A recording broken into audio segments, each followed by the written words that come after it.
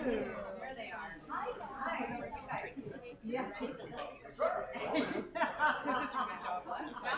teach on Mondays, so I always, now that I'm on this, push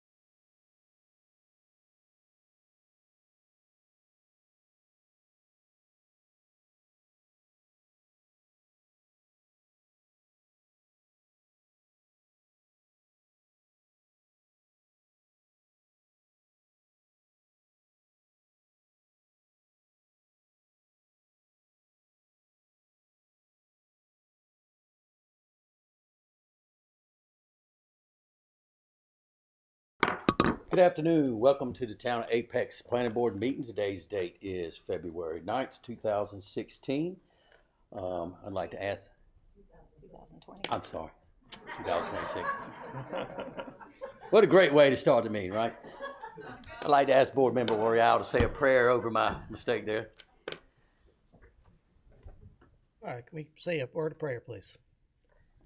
Dear Heavenly Father, we come to you today acknowledging your presence among us, and we ask that you just fill this room with your presence, and we ask that you bless this time together, and I ask that your Spirit just guide us, our thoughts and our words and our actions, that we may bring glory to you.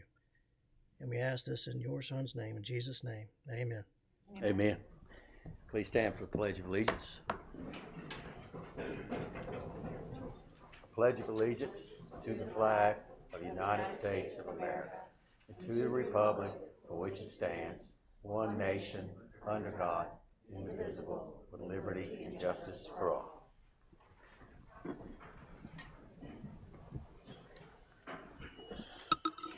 Thank you. Do we have any items of information from staff?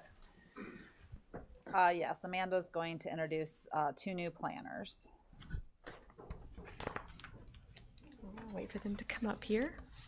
So we are excited to have two new planners join our staff, and I just want to introduce them briefly to you. First is Marisa Smith. She is a new transplant from San Diego, California. She graduated from San Diego State University and has worked for more than 20 years as a planner with local government agencies in San Diego and with the city of Coronado. And she's very excited to continue her career here in Apex. And next we have Thomas Rail. He comes to us after spending 2.5 years with the town of Garner. While there, Thomas was served as the presiding secretary of the Planning Commission, and prior to his planning career, Thomas spent 10 years as a flight attendant with American Airlines. He has his bachelor's from Arizona State University and is currently in the Master's in Planning and Development program at East Carolina University. So you'll be seeing them in short order, I'm sure, giving you presentations. So I just want to introduce them both to you, and they are both planner twos. Right. Thank you, Amanda. Welcome. You. Okay, next we have public comment. If you've not already done so, to your left you can sign to speak on the agenda and on non-agenda items for tonight. The purpose of the public comment is to allow public to speak on items that do not appear on this agenda. Any members of the public wishing to comment on public hearing items will be called at the appropriate time in the agenda. Please limit all comments to 3 minutes. If there's a large number of speakers on one particular item, we ask that a representative be selected to speak for the entire group and limit the comments to 9 minutes. Do we have anyone signed up to speak? We do not have anyone signed up to speak on this item. Thank you. All right, well, at this moment we will close public comments and we will move on to consent item number 1. We want to make sure people have reviewed the minutes from the January 12th, 2026 regular meeting. I assumed everyone's had a chance to review. I would like to make a motion to approve the meeting minutes for January 12th. All right, I have a motion to approve. I'll second. Mr. Royale, second. All in favor say aye. Aye. All that oppose? Motion carries. All right, I guess we'll move on to item number 1, which is from Amanda Bruce on public hearing on the possible motion regarding rezoning case 25ZZ12 Apex Baptist Church.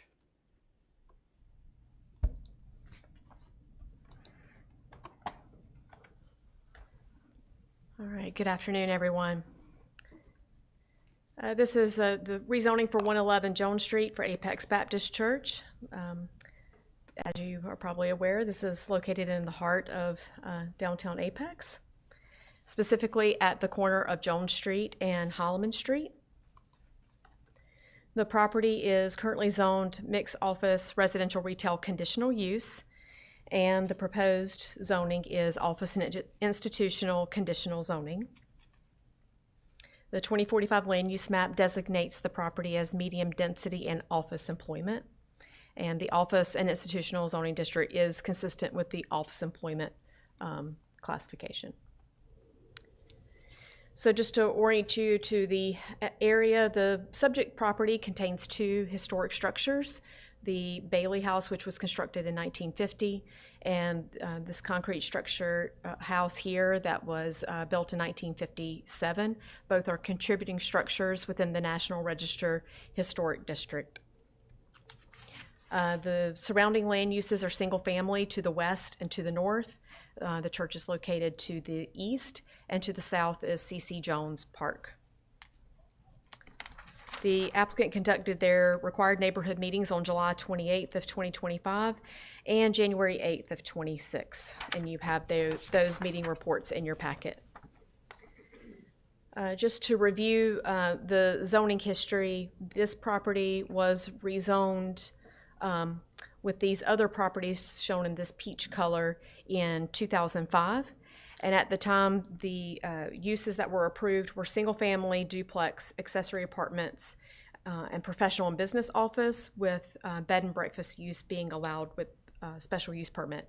So it just gave the opportunity for the homes in that area to be used as an office or potentially a bed and breakfast in addition to the single-family use. And then there were standards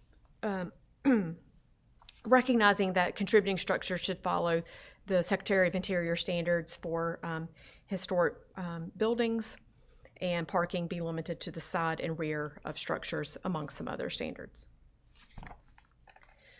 So and I just wanted to show you, this is the structure built in 1957 that's looking northwest. The view is from Holloman Street. This is the view looking at the corner of the property, so you can see both the Bailey House and the other structure on the property. And then this is the view from Jones Street.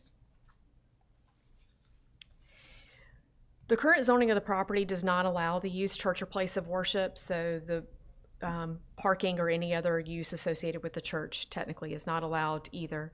The church desires to remove the concrete block house and relocate the Bailey House closer to the intersection in order to allow room for the construction of a tabletop parking structure.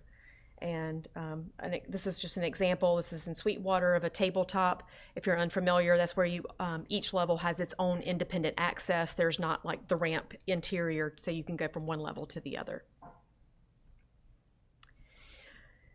The UDO prohibits relocation of historic structures within the National Register Historic District in order to protect the integrity of the district.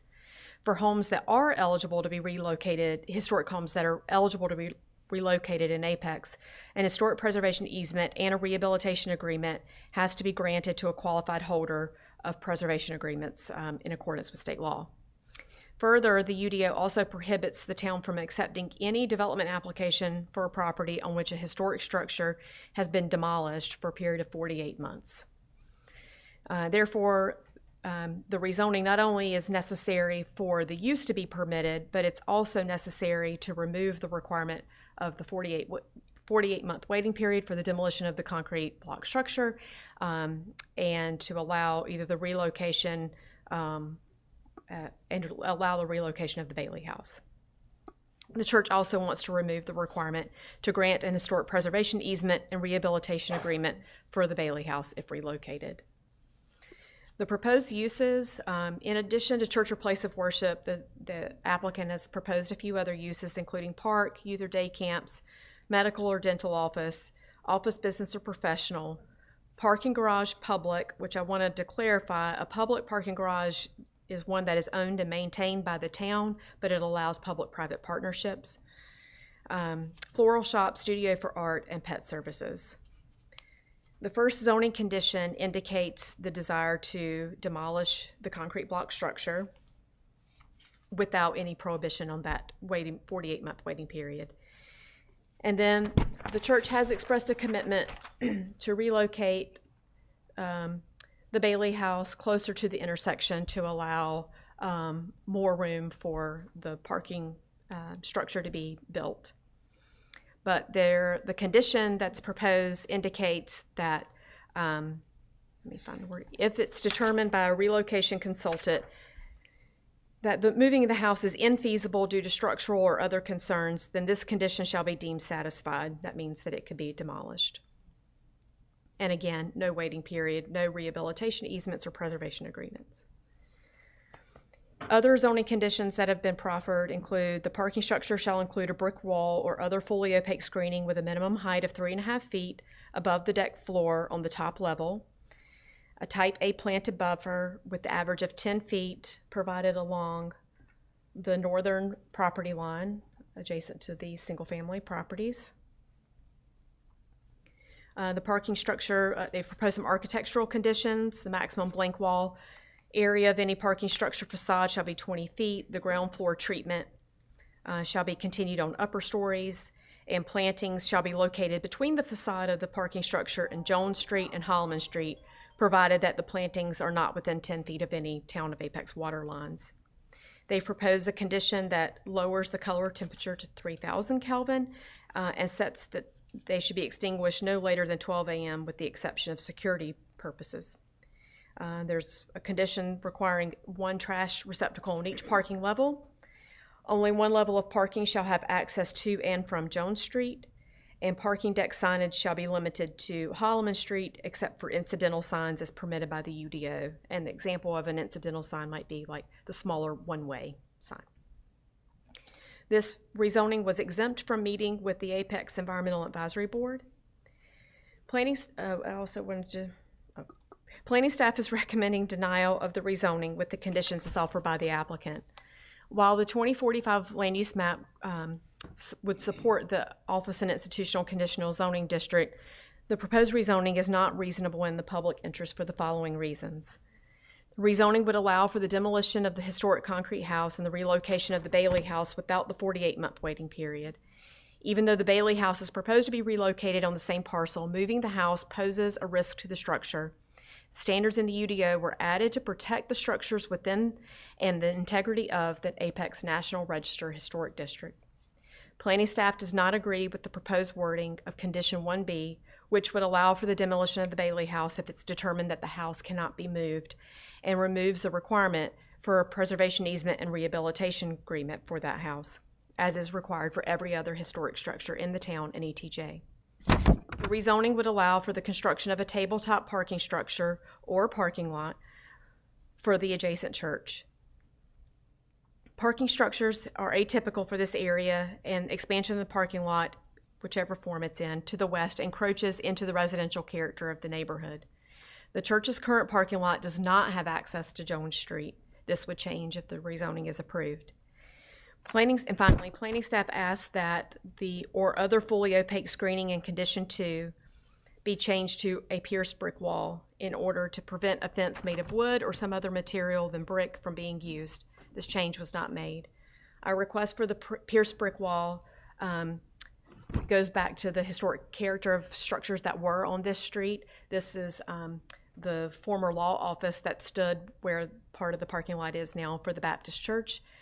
It was the office for the first town attorney, and then later the Stam and Fordham law office, which both of those attorneys were town attorneys as well. And as you can see, there was a pierced brick wall. The structure is mentioned in the National Register nomination, but it wasn't quite old enough at the time of that nomination to be listed as contributing. I'm happy to answer any questions that you may have about this rezoning.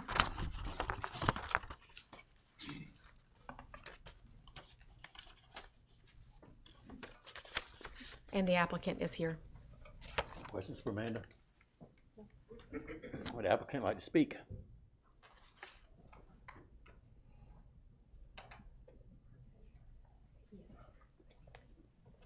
It should be in the tray. Yeah.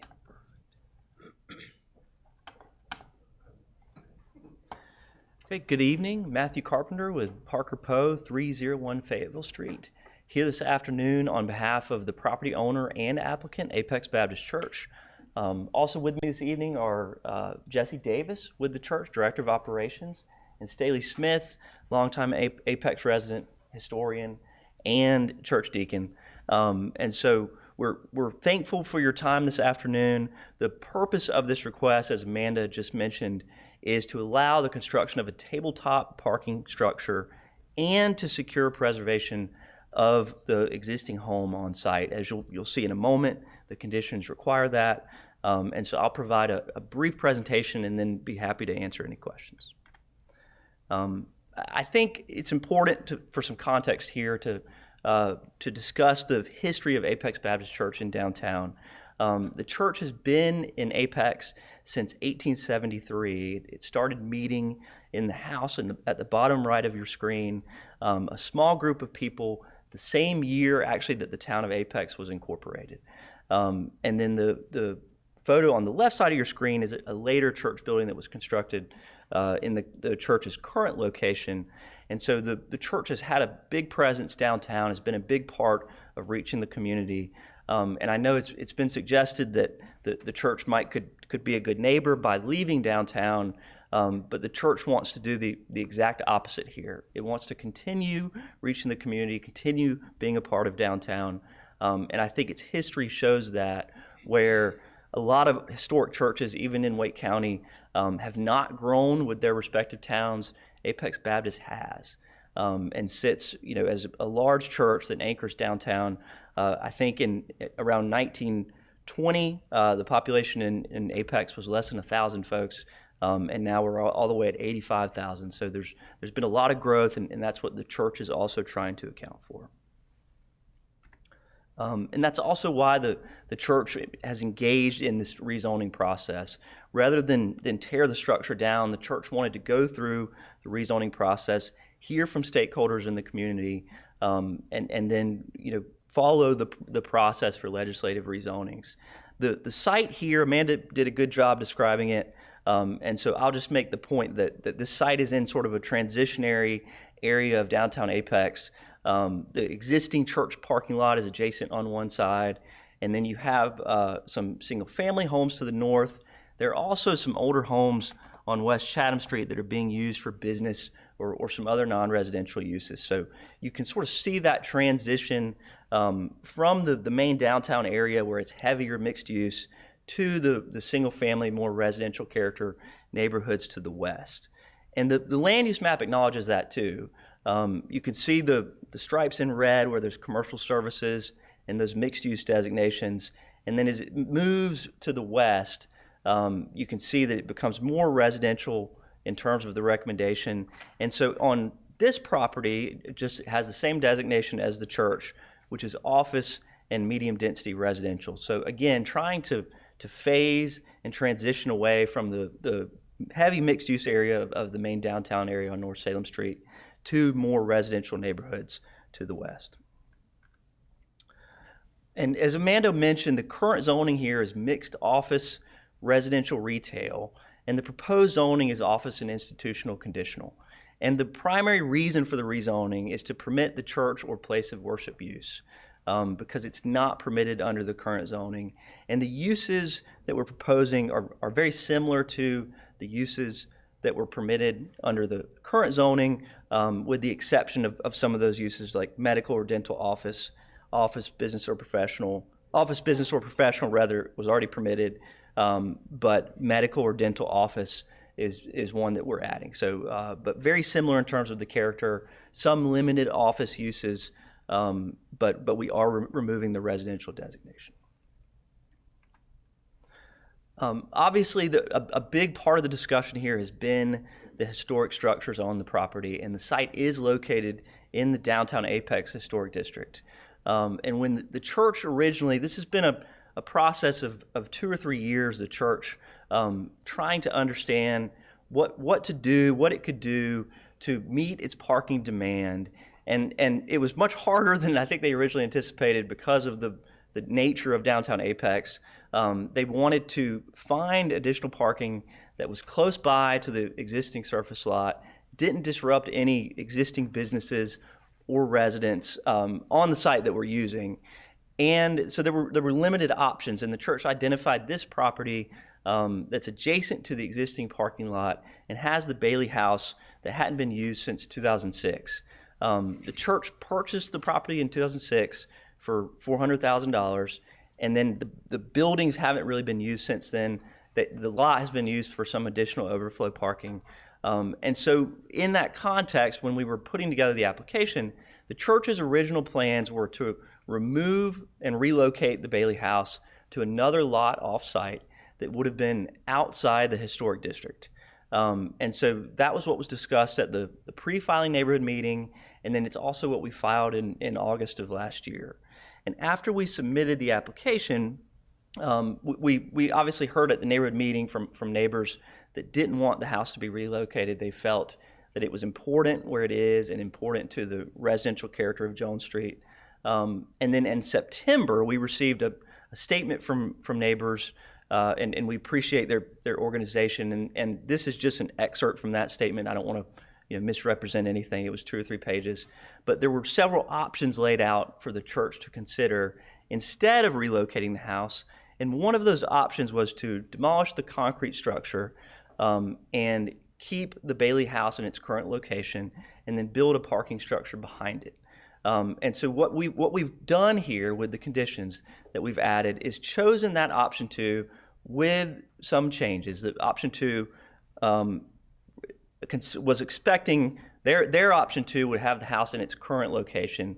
Our change in the conditions would move the house slightly forward on Jones Street, but both accomplish keeping the house on the lot and preserving it in the historic district. So whereas we would have removed the house from the historic district, it's now staying in place in the National Register Historic District. And that has several benefits. It keeps the residential character of Jones Street intact. It allows the church to meet its parking demand, even though it'll be a reduction of about 70 spaces from the original plan. And it also keeps the Bailey House intact. And so the condition is on your screen here. I'll touch on just a couple points. The relocation consultant language is really just meant to account for the extreme scenario where we go to lift the house up to move it, and there's something that we didn't know about that means that it can't be preserved at all. It's not meant at all to be a monetary contingency. It's things like the structure can't be saved at all, and the consultant determines that. And so if we didn't have this language and that occurred, we'd have to go back through the full rezoning process to change this condition. So that was the thinking there. The preservation easement, we understand that the preservation easements are recommended in the UDO, or required in the UDO rather, for structures that are relocated. But the UDO right now does not permit relocation of structures in the historic district. And so those relocation easements, or preservation easements rather, are required when structures are moved outside of a historic district. Here, the Bailey House would remain in the historic district, and this condition, if the house were moved, would prohibit demolition. And so we feel like this condition is accomplishing what the preservation easement accomplishes in the scenario in the UDO, where properties are relocated outside of the historic district. The purpose of the easement is to ensure that the house is preserved. Here we're doing that through this condition and through the property staying in the National Register Historic District. And then we have several architectural conditions too. Amanda went through those. I won't read each one. She had a great example of a tabletop brick parking deck, and I've included one too. This is the deck behind the town hall in Holly Springs. And so Holly Springs built this deck, and I think it looks nice, and this is what we're trying to accomplish here through these conditions and through the architectural requirements. And the church has done some just initial due diligence work on what it could look like and is expecting that it'll be a brick structure. We had a rendering, but I didn't include it because it was from before we agreed to preserve the house on site, and so it went all the way to Jones Street. That's no longer the case. But it will be very similar to what you see here and also what Amanda showed in Sweetwater. There are several other conditions that we've included to address things like buffers, exterior lighting, and some of these other things. One that I think is important is this access limitation, just because there have been a lot of traffic concerns, and we wanted to limit levels of access from each level so that all traffic couldn't flow out onto one street or the other. We heard from folks on Jones Street that they wanted to limit traffic to only Holloman Street, and folks on Holloman Street the opposite. And so the goal here is to make sure that it's evenly distributed, especially on Sunday, rather than traffic overwhelming one street or the other. These are excerpts from the downtown master plan, and I think it's important because the master plan acknowledges the parking issue downtown, and there's a lot of discussion on that in the master plan. And historically, Apex Baptist has allowed folks visiting retail businesses, restaurants to park in the Apex Baptist Church parking lot. There's no formal agreement, but that relationship is acknowledged in the downtown master plan, which was approved in 2019. And there was discussion at that time about a parking structure downtown. And at the time, it didn't recommend a structure then, but it's been 5 or 6 years since then, and I think the population of Apex has grown by, I believe, 20,000 or more in those 5 years. And so some of that has changed. And so the church is trying to meet its own parking demand, but also help alleviate some parking pressure downtown, where the current condition is that church members, when they park on Sunday, largely park in the surface parking lots that the church owns, and the church polices it the best they can, but they can't be responsible for where every individual parks. And so inevitably there's some overflow in downtown for church parking. And so this deck would consolidate that and help relieve some of that pressure on overall parking in downtown Apex. And so with that, the rezoning is in the public interest. It's consistent with the land use map, which recommends office uses here. It prevents demolition of the Bailey House. Obviously, there is the contingency caveat that would have to be determined by the consultant. Apex Baptist couldn't make that decision. And so this condition goes further than the current UDO, which would allow demolition of the structure, but would have the 48-month waiting period. And so the condition says it will relocate and preserve it, which goes further than the UDO. Maintains the residential character on Jones Street by keeping the house on Jones Street. The view and the character driving down Jones Street will stay residential. It alleviates parking pressure downtown, which I just went through. And then we've included conditions to address neighborhood impact, things like lighting, access, and architectural requirements that I just went through. And so with that, we're happy to answer any questions, and we respectfully request your recommendation for approval. Thanks. Thank you, Matthew. Now we'll move to public comment. Do we have anybody? Well, I saw the line, I guess. Thank you, Amanda.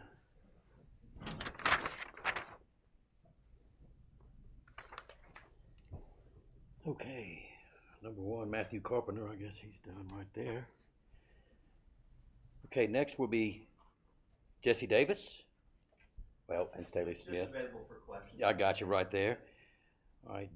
Excuse me if I get the name wrong, but David Jaski and Maggie, 203 Holloman Street. Yes. Hey, thank you. So David Jaski, my wife McGee, our family, we live on Holloman Street. So it's a historic home that is right across the parking lot from the current Baptist church. We have lived there since end of July, July, but we've been building for some time. We actually moved from like half a mile away to downtown Apex because we fell in love with the historic side and things like that. I'm preaching to the choir when I say that the reputation for building in Apex is very stringent and strict, and that's for a reason. Add on top of that small town character, it's even more stringent. It's even more difficult sometimes. We found sometimes historic Apex was pulling in different directions from regular Apex. What that means typically is a longer build, more expensive. But for us, the light at the end of the tunnel was we were gonna be living downtown, we'd be living in this historic house that we'd put all of our time and energy and love into. So a little bit of a kick in the teeth when a couple of months after that, we find out the church is looking to put a parking deck just down, half a block from our house. Why is it that we had to go through all of these rules, regulations, things like that, just for them to kind of determine that, hey, we can just put a parking deck? It's not historic. It does not go with anything that is with that. And the thing is, if you talk with any of the folks, sometimes even the members that go there, it's for 2 services. It's for 1 service on Sunday and maybe on Wednesday. The rest of it, open parking. So we're kind of wondering why it is that something that applied to us as we were building does not apply to the entity, which is Apex Baptist Church. The other thing which I'd bring up is they've been very gracious in including us in meetings up until then. What you're not hearing about is the future. They're talking about current states. They don't have enough parking for a few services here and there. Well, what about this 150 spaces they're going to add? How much more traffic is going to be? I will welcome any of you to come out to our house, sit on the porch around noon on a weekday, and watch the traffic coming through with people dropping off, picking up. It is not safe. The infrastructure is not built for that. You will see two sides of Holloman Street that are just both backed up. If an emergency vehicle had to come through, it's a roll of the dice. Not to mention folks are doing U-turns down by the community center or down by the pool and things like that. It's just not a safe environment. So I would ask you all to kind of think about that. They're talking about current state. Yeah, maybe they can kind of move some things around, but I think we need to look into the future. And the other thing which I would mention is they're talking about kind of all of the infrastructure around it. Yeah, a lot of those mixed uses are still historic homes that they're keeping. So why are we kind of just throwing this out to the wind for kind of some parking? We have plenty of parking. The town of Apex has done that. If you look at kind of the space it takes from going from the proposed parking deck to the church and some of the other lots, it's minimal, the amount of distance from there. So I think they have plenty. I think the fact that, they're talking about they're trying to do something that most historic churches haven't done, there's a reason for that. You're in a downtown historic area. You're going to eventually hit you're going to outgrow it. So just know that, hey, it may not be possible to continue to grow that. Maybe just continue to contain that small look and feel. Okay, thank you. Okay, go I'll ahead. be super duper brief. Right ahead. I promise. No problem.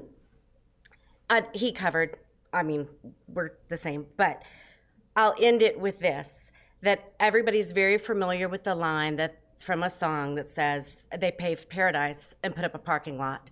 And I would just say that keeps playing in my head, even though you might not see it that way. To many of us, this is our paradise. And this was our dream. Our children are finally leaving the house. We looked for years for a historic home. We wanted to be part of that character. And this is our paradise. This is where we want to grow old. This is where we want to spend the rest. We love the walkability and everything. We don't want to look out our window at a brick parking deck. We want to see these old structures and houses that have built and created our downtown historic district. And that's why we moved here and love it. So that's all I'll say. Thank you. Thank you, David, Maggie. Thank you very much. Next is Laura, 210 South Salem Street. Hello, Laura. I gave y'all a little handout. Unfortunately, I didn't realize I needed so many, so I'm going to ask you to share them first, if you don't mind, when we get around to it. I appreciate you letting us speak to you about this rezoning of the 111 Jones Street adjacent to the Apex Baptist Church so that they can move, even if it's somewhat, the Bailey House and build a parking deck. I believe that the neighbors on the street, and there are a lot of them here this evening, are sympathetic with the need for the church to give access to their members to come to the church on Sundays. However, access can be provided without disturbing the Bailey House or building a deck. The town of Apex has provided the solution to the problem, as I hope I can show you. As Mr. Carpenter has said, the church has felt a need for parking for years, and they've been planning on building this deck for a long time. But fortunately for the church and for the rest of Apex citizenry, the town has added 2 new major sources of parking. And these are the Moore Street extension and the enlargement of the Saunders Street parking area. Both are 1 block from the church. And at this time, the church is using the Moore Street extension by sending buses there on Sunday morning. And I know because my house faces, I live on Salem Street, and it faces the Moore Street parking. And so I look out my window and I can see the buses coming and going. They actually go about every 5 minutes, which is quite a vigorous activity until about 11:30, and then they slow down and gradually bring people back to their cars there.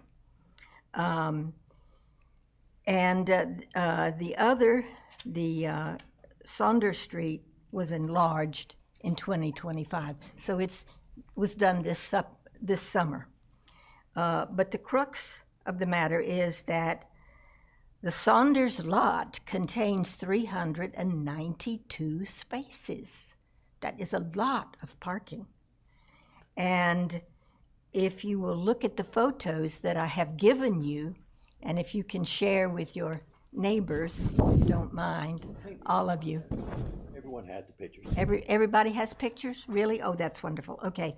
At any rate, if you look at them, the first photograph shows a picture of the far side of the lot. This was a lot of where the new places were added, and even some of them can't even be seen there but from this angle. So that's the farthest shot, and then this is a little more in the middle, but on the left-hand side, the second photograph. The third is in the middle to the right, and a photograph was taken sort of with our back to the police department. And then the final photograph shows cars up near Salem Street. And this photograph was taken at 11:30 on Sunday morning. So it shows that there was rather little use of parking on Sunday morning. And at the very same time, what my husband and I did was we drove to the Moore Street lot, which was completely full at that time, totally packed. And I'm almost finished. Thank you. Huh? Pardon? I'm almost finished. And anyway, our conclusion is that with all those extra spaces, there really is no need for an additional parking deck at the church. All they have to do is send buses to Saunders Street, just like they do to the Moore Street extension.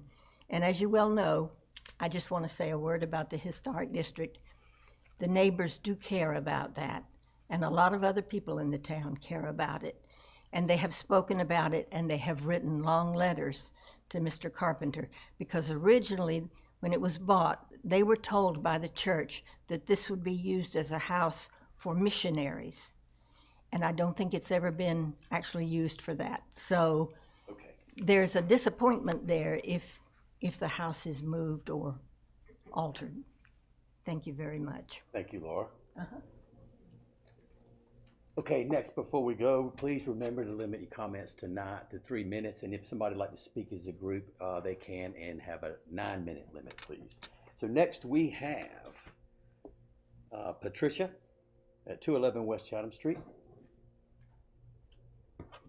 Good evening, Patricia. How are you? Good. How are you? Wonderful. First of all, let me apologize for my phone going off. That's okay. I said the wrong date, Patricia. I really appreciate the historic district, and I appreciate Apex. I have family who have been born and raised here in Apex, and I'm fortunate to be able to join them at this time.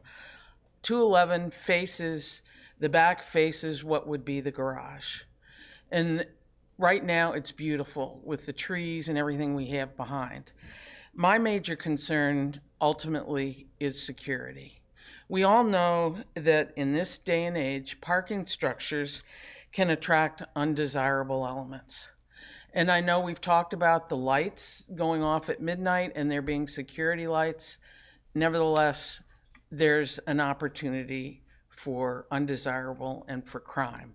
I don't know whether the police department has weighed in on this, but I would think it would be of concern to them as well. We live in a very secure neighborhood, and I appreciate that more than you know. I've lived in Miami and Nashville and Chicago, so I just wanted to thank you for this opportunity and to bring up the concern for security. Thank you. Thank you, Patricia. Next, we have Roger Squares, 207 Holloman Street. Hello, I'm Roger Squires at 207 Holloman. I'm right across from the existing church parking lot, just adjacent to Jones Park, so it's kitty corner to the proposed rezoned property. When I just purchased the house last year, had no idea that there would be the possibility of a parking deck right across the street, just adjacent on the corner. It's a little bit concerning to me to have like a high volume parking structure that close. There is a lot of traffic on Sunday, not many other days. So I just want to make sure that we are doing the right thing for the town for the safety part of it. The parking deck would be visible from my home, which just seems less desirable. I know I can see a parking lot right across the street, but I think there's something else about a parking structure, a multi-level deck. It is concerning. I think it would affect my house's value. And it's not consistent with the small town character that we've talked about. On the town website, it does talk about, you know, being on the National Register of Historic Places and an example of a intact turn-of-the-century railroad town. I don't think that a parking deck in the heart of downtown is going to meet that attribute that we have.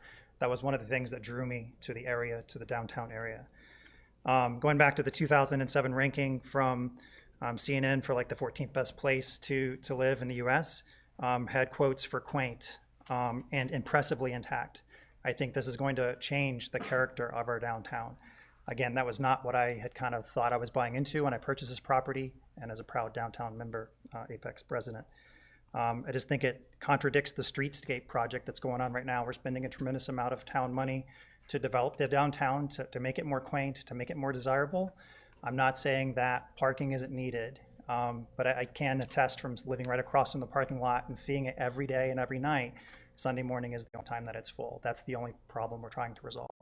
I just think there's a little bit of contradiction with the streetscape project and then potentially building a private parking deck not too far away. Those are the only additional points that I had. Thanks for your time. Thank you, Roger. Okay, next we have Carla at 206 West Chatham. Is it Carla Gertis? Thank you. Excuse me, 206 West Chatham. I've been here 35 years. I just am here to agree with my neighbors in opposing this. I think it's bad for our downtown aesthetic. I also think where both of those streets where the cars will be coming out is going to be dangerous for the children. There's children on, I can't remember which street is which, but the smaller one. We've got a lot of kids and we've got a brand new sidewalk that's just barely different from the street. I think it's unsafe, and I agree with my other neighbor about the safety of the parking deck. But those are my points, but I agree with everything they all say. Thank you, Carla. Thank you. All right, next we have Penny McGuire. Is that 210 West Chatham Street?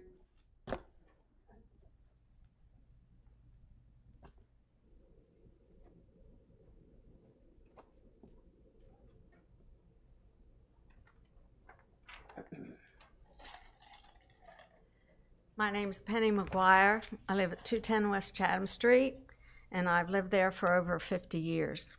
Unless that fact plus my gray hairs lead you to conclude that I am opposed to change, I would beg to differ. I've seen a lot of changes in downtown Apex in those 50 years. Some I've applauded, some I've questioned, but I think that this proposed change to the neighborhood through rezoning is particularly egregious. There are people who have bought, built, renovated, who've already spoken, sometimes to very stringent standards, their homes with an expectation of a certain zoning, what I call residential and limited business, but it's mixed. That business designation is supposed to be respectful of the residential part too. It's mixed, it's not all one. While I get the want for this rezoning from the church, the need is questionable. At present, the existing parking for the church is more than adequate except for that one day Sunday, and then for just half the day. The proposed parking deck, on the other hand, which backs up to or fronts on several homes, would expose them to dramatic changes 24 hours a day, 7 days a week, 365 days a year. Clearly, the benefits are to the church and the costs are on the neighborhood. And not a good exchange, I think. So I oppose the rezoning request. Thank you. Thank you, Penny. Next, we have Derek. He left. Okay, thank you very much. How about Mary?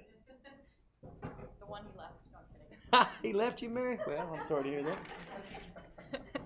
Thank you, Mary. Good evening. Thank you for having us all. I will be very brief. I just have 3 points. I probably already forgot 2 of them. My name is Mary Stottlemyre. I live on Edwards Pond Court. The first being that Apex has wonderful town charm, and I just would pose the question, are we a town with a church in it, or are we a church with a town in it? I think we need to preserve the footprint of the town. I think we need to preserve what's most important. And while I love to hear church growth, I love to see a church community thriving and growing. I also want to make sure that that is inclusive and that others are allowed to grow in that space and held to the same standards. The other thing I'll say is we saw pictures of Holly Springs. We could show pictures of similar places in Cary. I think that there's a reason why a lot of us chose Apex, and that's because of that charm. So no offense to Holly Springs or Cary, but we're Apex, and we're better. Thank you, Mary. Thank you very much. Next we have, it must be you, Andrea. Andrea? Andrea? Hi, everyone. I'm Andrea Pomerico. I live on the corner of Chatham and Jones Street. When my husband and I moved here in 2021, we knew it was a perfect place to raise a family. And here we are 5 years later, and I have 2 small daughters. They have grown up woven into the very fibers of this community.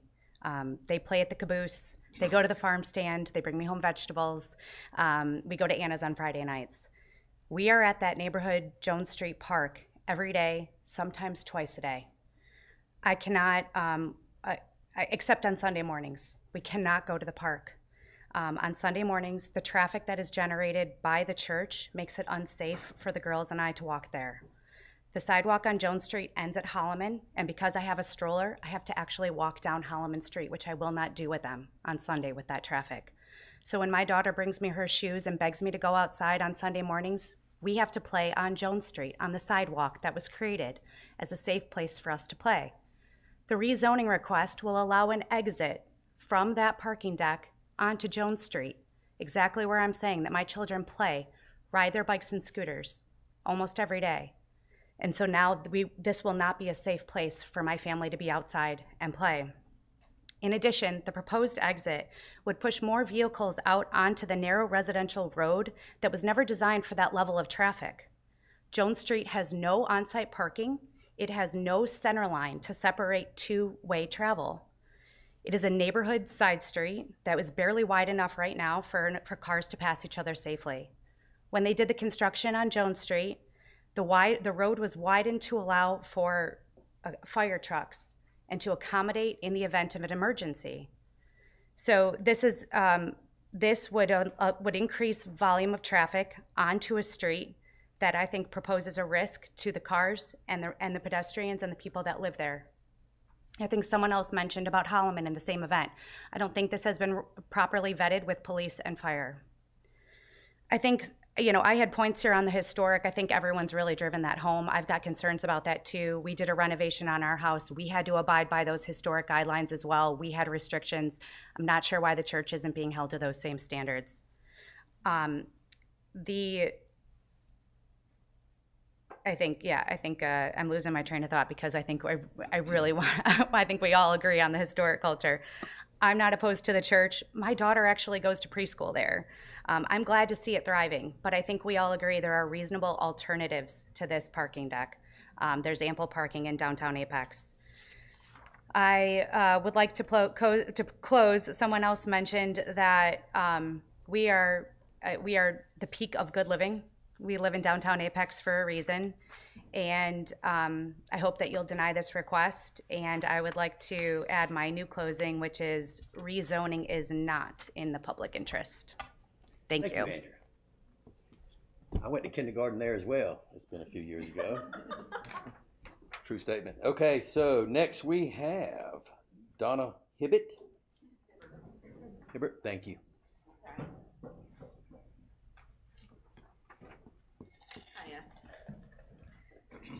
I live at 110 Jones Street.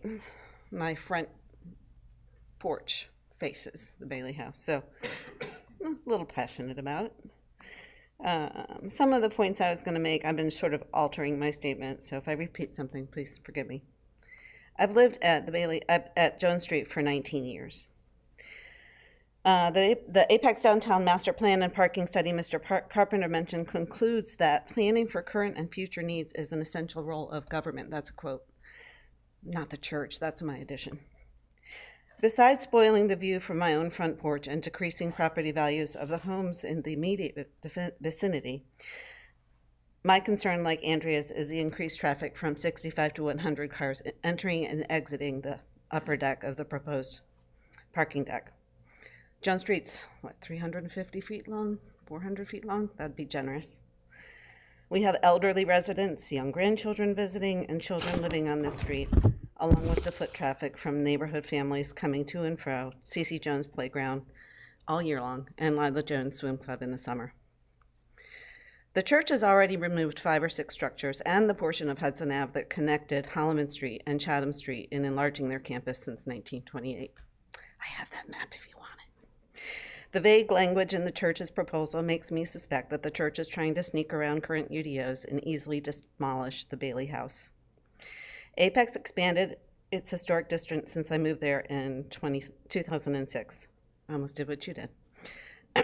Being a part of the small town character overlay and historic district should provide protection from the building of a parking deck on a residential street.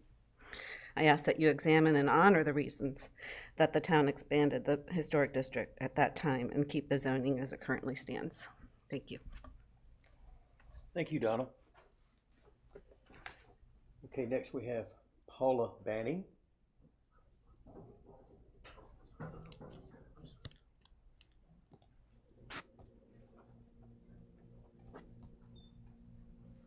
Hello, Paula Banning, 222 West Chatham Street, within the historic district and within line of sight from my front porch to a parking deck potentially.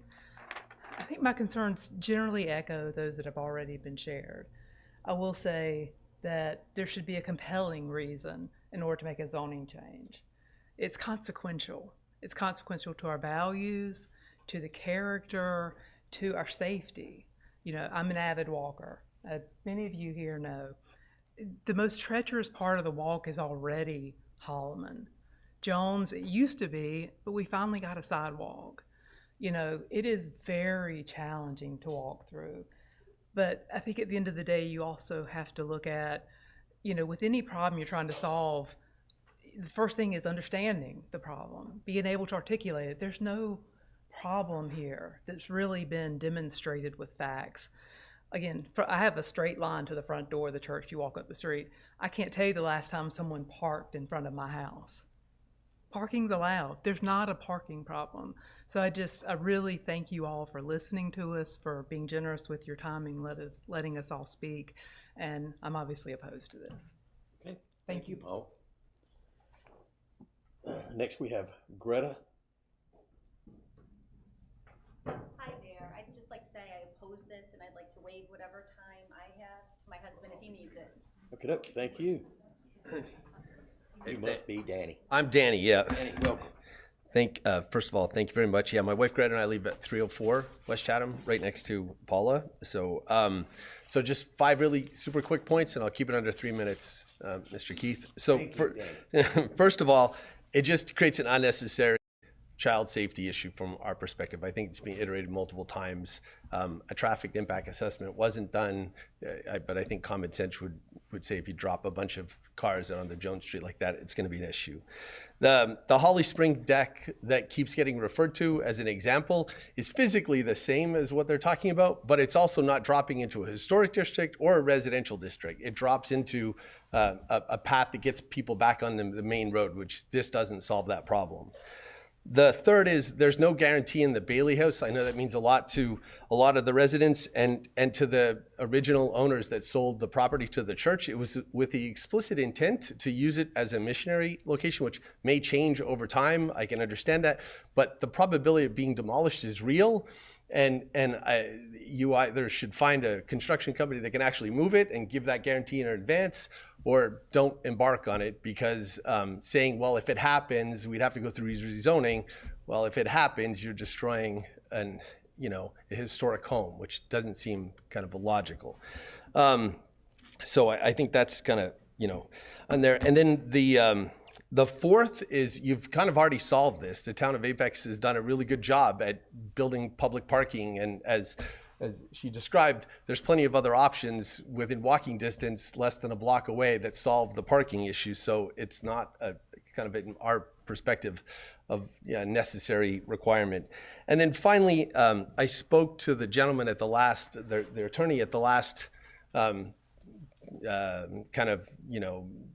community meeting that they held, and he wasn't aware of any long-term plan that the church has. So, if you think about the long-term plan, and doing a piecemeal approach, all it's going to do is lead to longer-term issues, we believe. So if they don't have a long-term plan, or their attorney's just not aware of it, they should create one, work that in conjunction with you guys, with police, with fire, make sure the safety issues are addressed, and actually come up with a strategy that's going to work. I think it was Benjamin Franklin once quoted, failing to plan is planning to fail. And so I'll leave you with that. Thank you, Danny. Thanks. All right, next will be Perry Cox.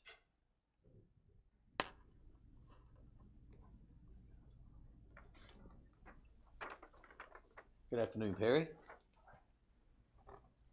A lot of what I would say has already been said. I particularly feel for the people on Jones Street.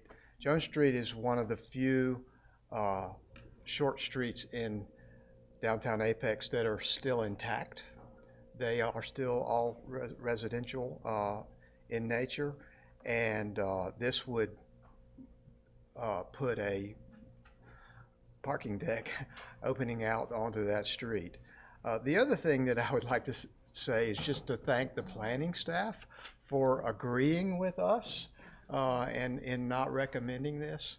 I'm very, very grateful that they see a lot of the same things that have been voiced here. Thank you. Thank you, Perry. Last but not least, Marshall Barnes.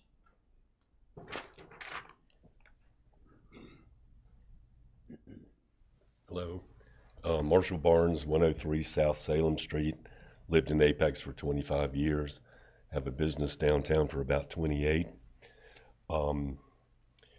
There were some rezonings that were done in 2005. 111 Jones Street was one of those rezonings.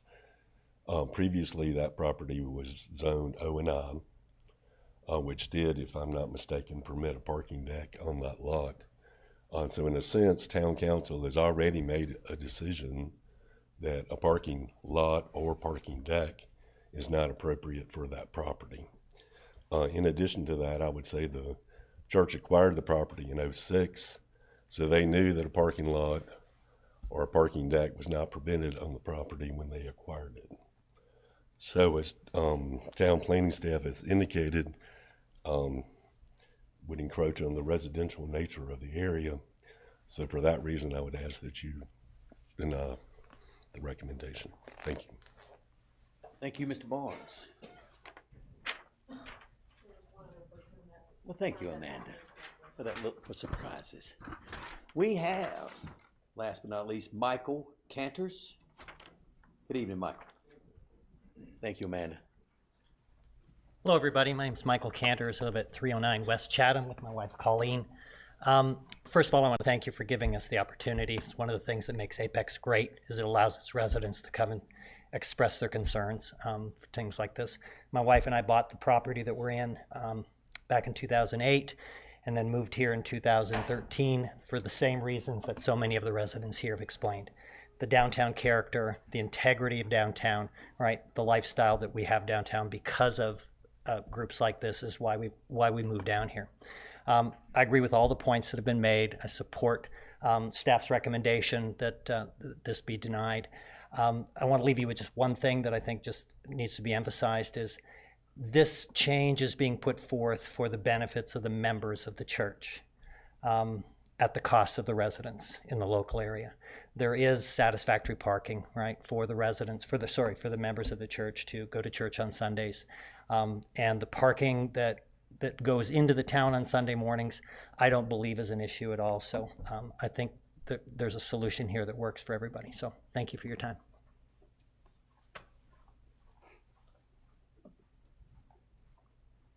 Thank you, Michael. With that, that's all we have signed up for public comment. So we will now close public comment and bring this back to the board for discussion and possible motion. I have a quick question. I'm just looking at the agent authorization form, Matthew. I see that you and Staley Smith, you're Staley Smith? Okay, are listed as the agents. You're also a deacon at the church. Are you acting as a church member, or when you say that you're an agent, are you a developer as well? In what capacity are you acting right now? I'm acting as a church member. Okay. Okay. So, Matthew, the wording that you have is that one or more licensed professionals, the relocation consultant. What do you mean by that? That's typically consultant for relocation. Tell me what that means. Yeah, that's typically an expert who has experience moving houses and will come out and look at the house.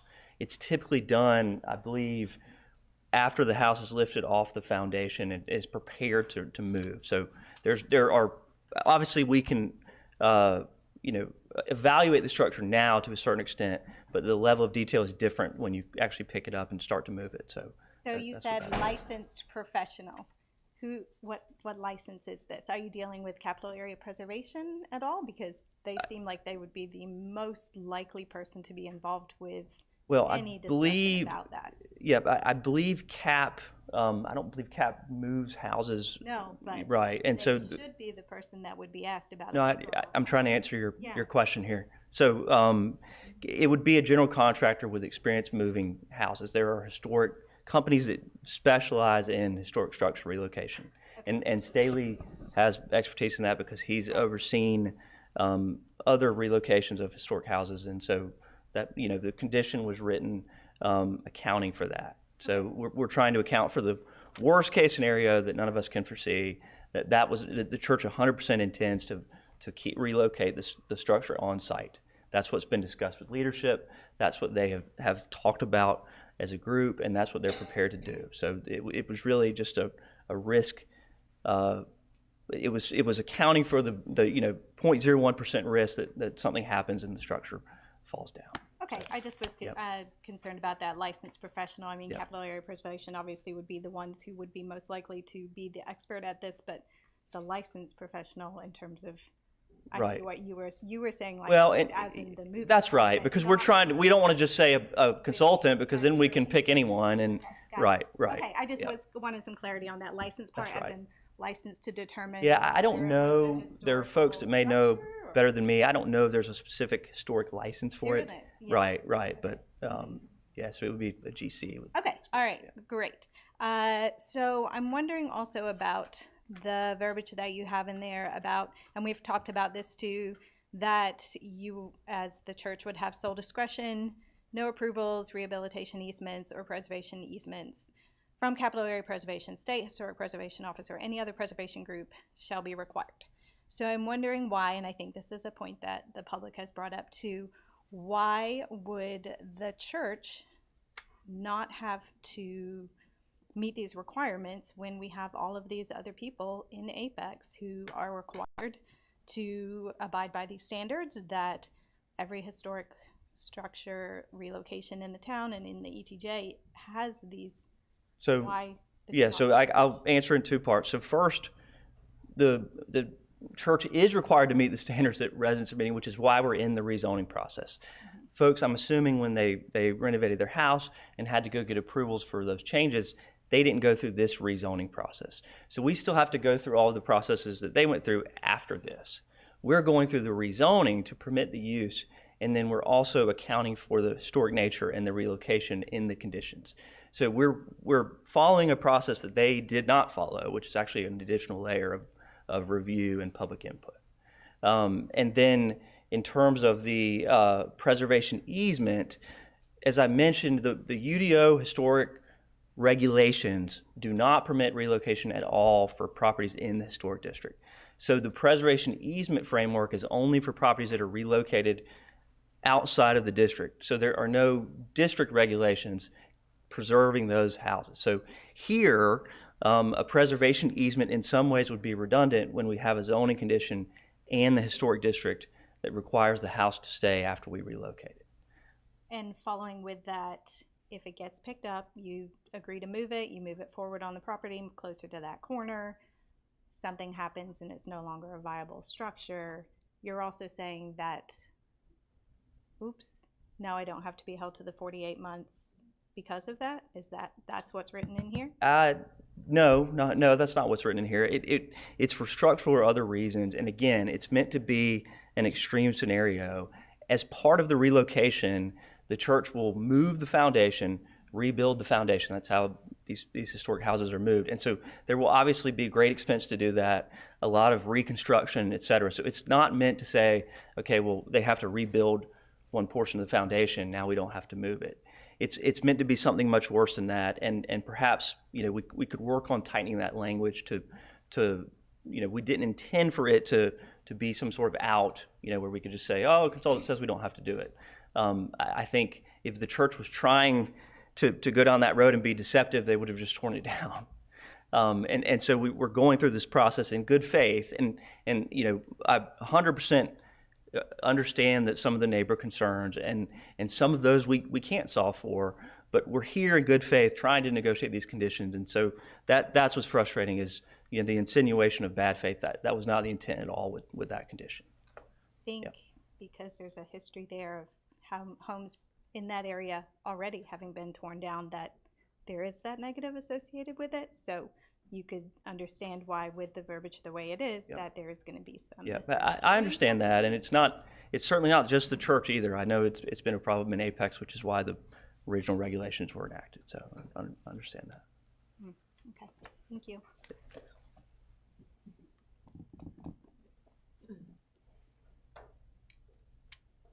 Amanda, could I ask, and this is probably obvious to my friend Mary here with the historic background, but what's the intent of the 48-month waiting period? It's a demolition disincentive that actually is somewhat unique to Apex. It was only added to the UDO after we received special state legislation to get that. There's a lot of communities in Apex that are envious of that, actually, that we have something of that nature. So it doesn't, there is a provision, though, if you're demolishing a house and rebuilding a single family house, then that 48-month period would not apply. But in this case, that's not the situation, as it would be, the proposal is to construct a parking structure. Okay, and then when were these UDO provisions put in place? And it sounds like there's a few of them that apply to this situation with the 48-month waiting period, the relocation of structures. I believe the preservation easement and rehabilitation agreement was added in around 2015, 16, in that general time frame. I seem to remember being here when that was added, but the demolition disincentive was well before that. Diane may recall the approximate. Early 2000s. Okay. Mm-hmm.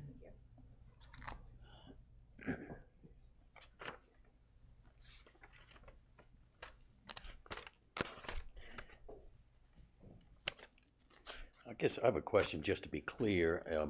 on the original proposal to move the house to 400 Holloman that the church also owns, was that outside of the historic district? That's just outside, it's 3 lots down the road. It is just outside, and the thought at that time was there would be perhaps a request to expand the historic district to include that parcel if the house were to have moved there. But all of that discussion went away whenever the church committed to keeping the Bailey House on 111 Jones Street. Okay. Okay.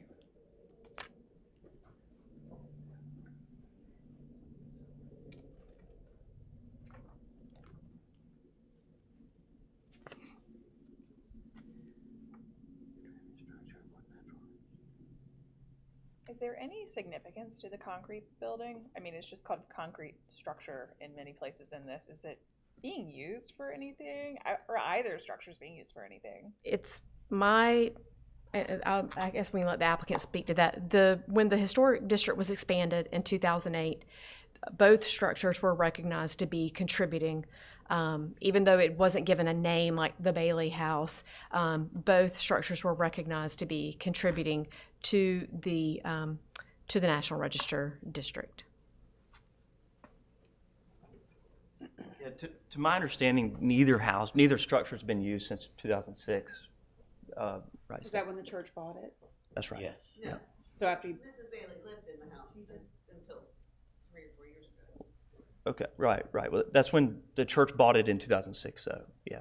So, beyond the residential use, I guess. She had a renter in the concrete structure. He was a structural engineer, Greg, I can't remember his last name. They built that structure because they had a florist shop there. Mr. and Mrs. Bailey did. So the Baileys sold the property to the church telling them that it would be used for housing for missionaries. It wasn't, it was lived in, then it was admin. Is that what it is right now?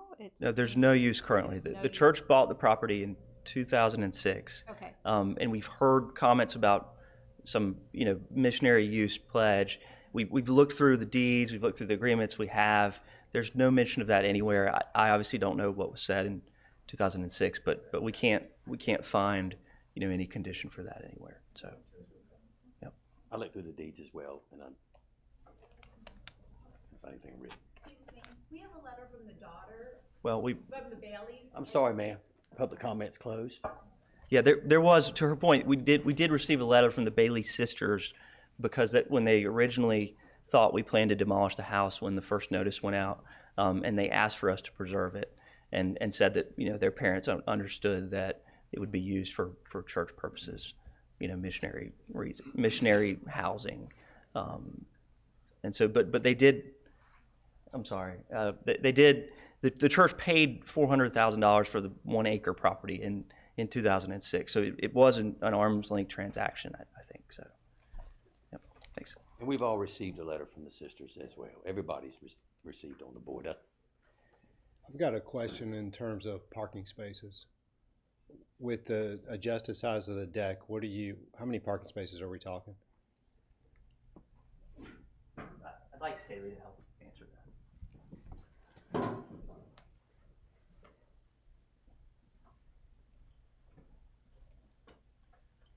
The proposed structure is 144 spaces.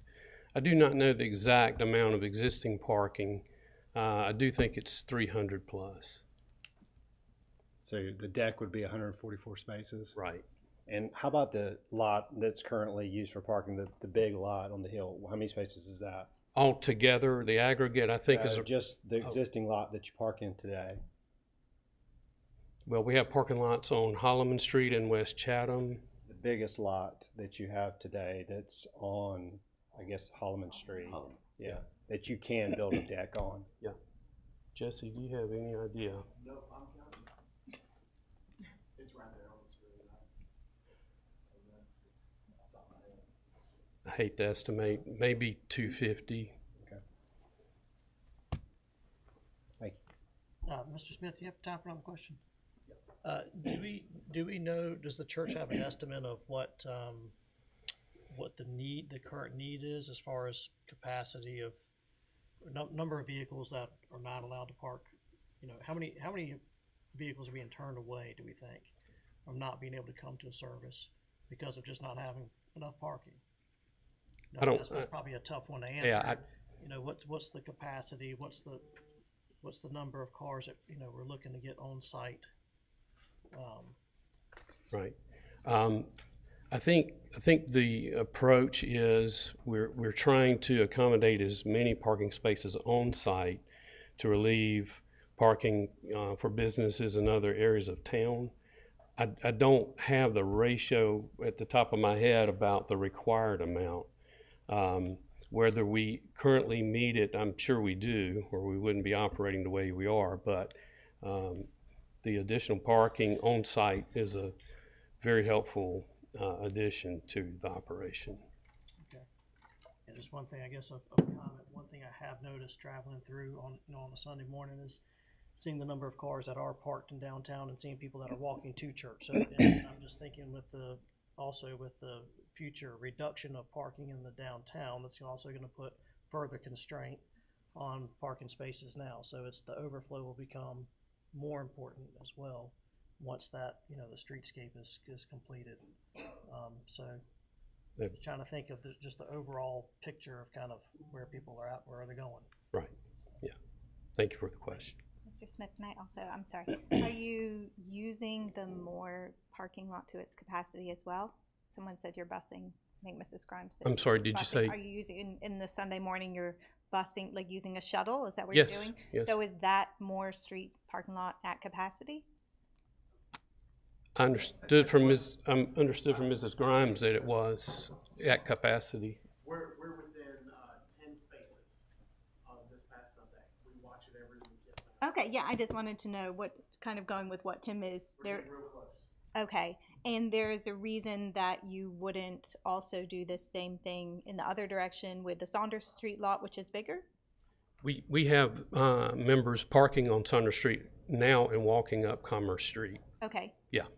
So we'll continue to use Moore Street and Saunders Street parking lot. okay. I looked online to see what time businesses were opening, restaurants, shops. It doesn't seem that there is a major conflict for, what time are your services? You have one at 9? Well, remember too, we have other events during the week like Wednesday and Bible studies on Monday when businesses are open. And that Bible study or your Wednesday events is the same amount of capacity of cars as a Sunday morning service? No, not at all. But we are operating, or we are parking vehicles during business hours. If not on Sunday, certainly other parts of the week. Are you running a shuttle from the Moore lot only on Sundays? Yes. All right. Yes. Thank you. You're welcome. Okay. Is the egress onto Jones Street necessary for the feasibility of this parking deck? We believe so. That the deck won't be designed until site plan, but we've done obviously preliminary sketches, and we're presuming that limiting access will either flood too many cars into the parking lot, onto one street or the other, and so the thinking is to provide 2 points of access onto separate streets. That will be further evaluated at site plan when we have the design. Transportation staff will comment on that. If they have suggestions to direct more traffic one way or the other, then we'll certainly listen to those, and we'll have to in the site plan process. But we wanted to put that condition in as part of the zoning so that we couldn't propose just that all cars have access to one road or the other, when it comes to the site plan. So.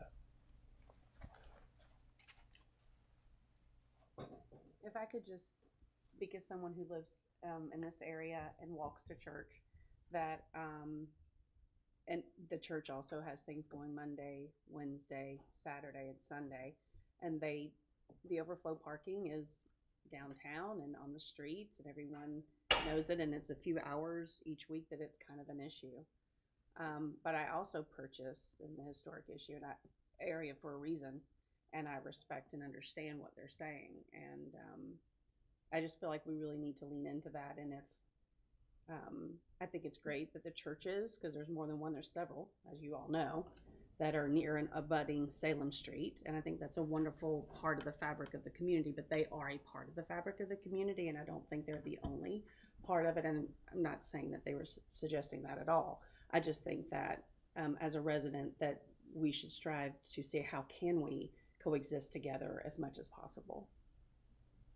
I'll agree to that. I'll agree to that. Yes, and I think my wording here. I don't think we're looking at the flip side of that on the handshake agreement of what Apex Baptist provides the town of Apex in parking. I mean, all of that parking that they have now, which is approximately 300, I think Staley said, that's a handshake agreement that they allow the town of Apex to use. And I'm just, for example, Christmas parade, Peak Fest, all the festivities downtown, is just trying to look at the flip side of what Apex Baptist does for the town of Apex. I'm surprised they don't, because I think that they do with the Methodist Church. Can So I think that the Methodist Church has an agreement with the town that is formalized. So I was just surprised to hear that they didn't have a formalization of that process. Yes, and I just want to, and provide off also what Mr. Royale said. Is that right, Mr. Matthew? Is approximately 300 parking spaces now that they're providing on a handshake, and I just want to go outside the box here a little bit, because I'm kind of viewing it maybe a little different than everyone else, and kind of backing up, looking at the big picture is, and I'm gonna use like not widening 1010 as an example. Just an example is, when is another opportunity going to happen in downtown Apex 5, 10, 15, 20 years from now, when we were just a couple years ago trying to vote on whether we were going to do a parking deck here, and the amount of money the town and taxpayers spent on trying to get, I'm going to assume 150, 160 parking spaces, if I'm not mistaken. What we had to do to get that, and look at the opportunity here, where taxpayers not, as a whole, taxpayers aren't paying for it, and it's a possibility, a handshake, that the town can use this on our events to add to the downtown parking plan. What, 200 spaces or 100? That's I just don't want that to slip. I know everybody's looking at the Bailey House and moving the Bailey House, but I just wanted to back up and give it a broader perspective of when is this opportunity going to happen again? And I didn't want that to kind of slip away. I think that's like it's like when you look back 5-10 years, and we're still with a major. Right now, we have a major parking problem with the downtown revitalization plan, and we're 5, 10, 15 years from now, or we're going to look back, and where is this opportunity going to happen again? You know, that's. I just wanted to point. I know it's not part of this as moving the house and not having, but I wanted to back up and look at the big picture, and just wanted everyone to grasp that, just for what we just spent for 150 or 60 spaces versus what somebody it may be offering. I know when they're off time, maybe willing to help the town let them use. I would just wanted to throw that out there as a possibility. Maybe there's some trade-off here. Keith, I would echo your sentiment that it's very generous of the church to allow parking in their lot for the public. And I mean, I agree with a parking deck in downtown conceptually. I think that it is an urban core. Yes, it is a historic district. It is downtown, but it is a downtown. It is more dense. And while not the most appealing, going vertical is a more efficient use of the land. And as he said, how many of these opportunities, when you have a private group willing to put this in to your downtown, it just doesn't happen very often. Pay for it, fund it. Right, but I think that I'm sorry. Public comments closed. Well, can I just ask? Public comments closed, sir. I'm sorry. So what I was going to say is that discussion. I think there is some concern from me about the creep of higher intensity uses spreading to those transitional districts and to the residential districts. I think that's where we've heard a lot from you tonight. There is concern about Jones Street being inadequate for vehicle traffic. There's problems with Holloman for both vehicles and pedestrians. I'm also someone who loves to walk in my neighborhood, and right now there's a little short patch of sidewalk that's missing due to Peakway construction, and it's killing me. So I get that. And then there are a lot of staff concerns in here that have not been addressed that I think absolutely need to be addressed in order for anything like this to move forward. So again, while acknowledging that there is opportunity, there are also a lot of deficiencies.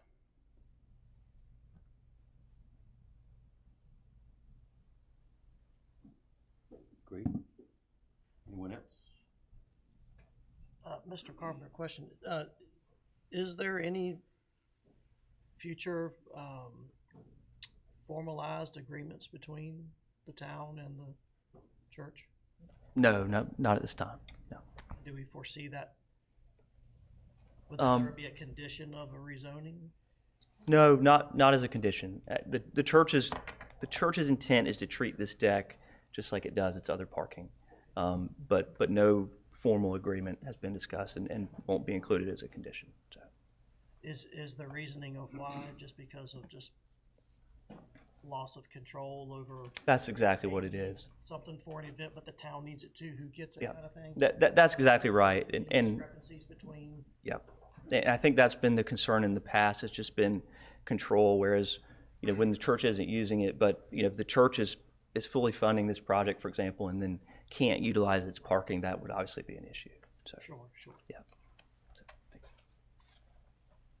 Has anybody yet taken I mean, it sounds like at this point no one has looked at the Bailey House to figure out structurally its condition or. Well, there have been a ton of conversations between Staley, consultants, different folks. There's not been the formal evaluation that's mentioned in the condition. Yeah.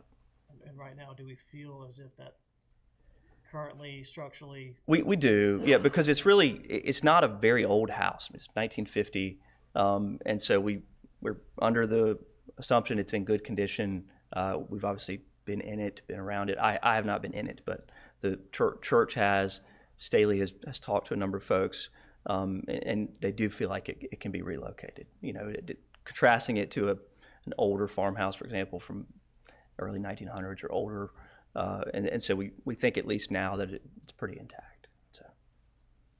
Yeah. And there was a previous house on, I believe, Old Raleigh Road that was in the historical district that just from the outside was a stone house and looked to be structurally sound. And once you look inside, they were able to take a look at it. I think termites and water damage had destroyed the house, and just literally the outside structure was the only thing that was there. From the interior. So that's what I just want to make sure, from the outside everything might look okay. I just wanted to see where structurally. Yeah, that's absolutely right. Yeah.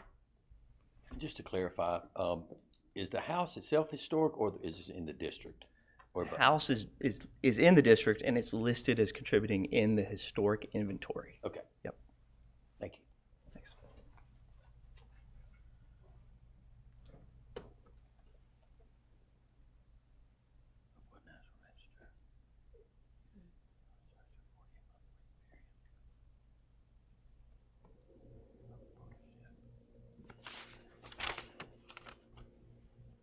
Any other comments? It's definitely interesting. I mean, I echo your comments because it's an opportunity, right? But we're also playing on what ifs, and this area is growing really quickly, and I don't think that this will be the end of those opportunities. Also, not thrilled with some of the conditions as they're currently set forth, and it's not giving me those warm, fuzzy feelings. And I think more could be done here than what's currently being presented to us.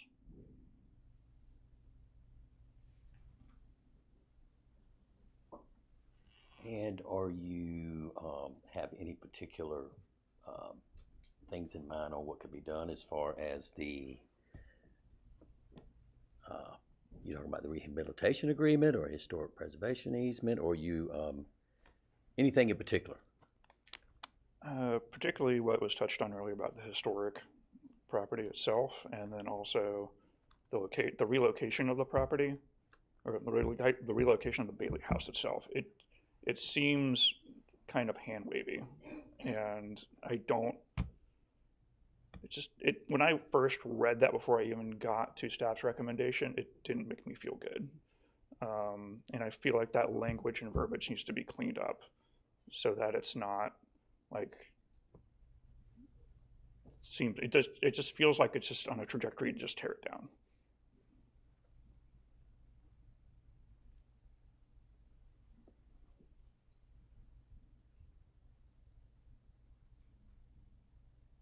And I think if I heard correctly and help me if I'm wrong, Matthew, it was part of when they lift the house up to be determined on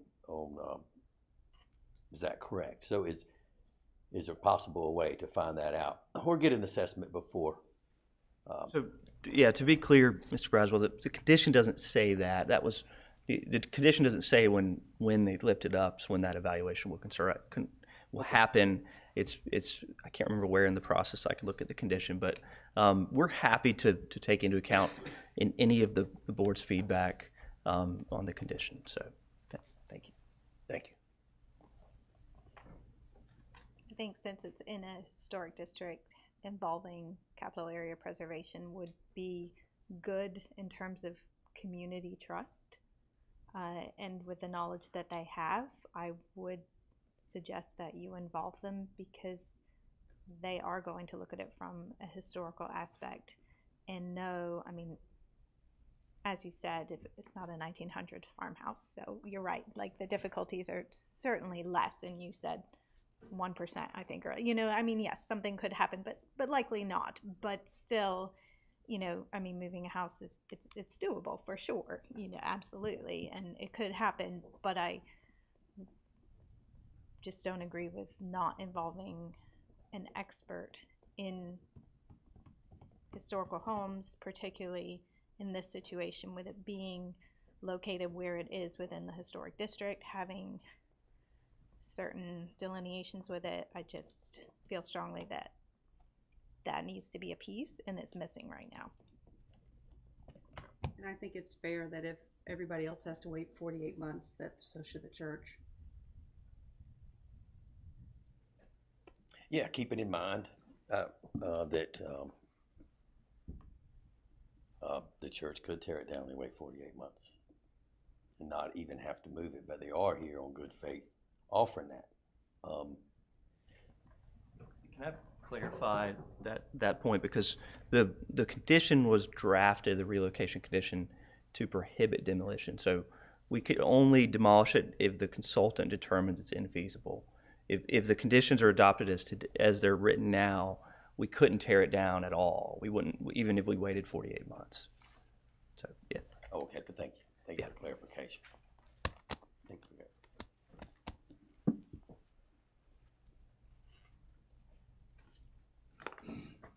And just to clarify, that's for the Bailey House, not for the other historic structure that's on the parcel, which is proposed to be, yes, the other structure is proposed to be demolished.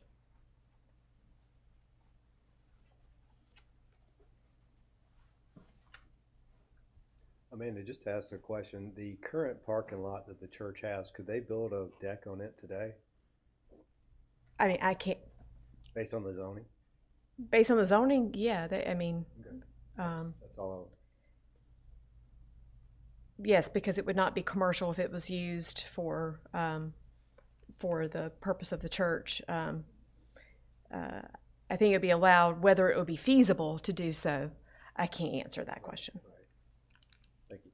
Can you, because I think I saw in someone's comment that, can you build a deck up to Salem Street? Or is there any limitations around that?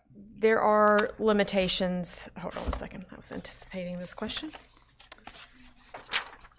So the UDO states that for a parking lot or garage public, so if it's for a public, which is owned and operated by the town, but there could be a public-private partnership, that new public parking garages or lots shall not be located immediately adjacent to Salem Street. That would not apply if it was owned and operated by the church. But I would think the town would certainly would like a partnership with using the parking deck, I would think, when the church, if the church would allow, and not during church times. I'm not going to speak on behalf of the town. I know that in general the town is appreciative of the church's willingness to let people use their parking lot for, in general, and all the businesses in downtown, I'm sure, are appreciative of the generosity of the church in that regard. But I'm not going to speak to what the town would prefer. I can't do that. I got you. Thank you. Any other questions for Amanda?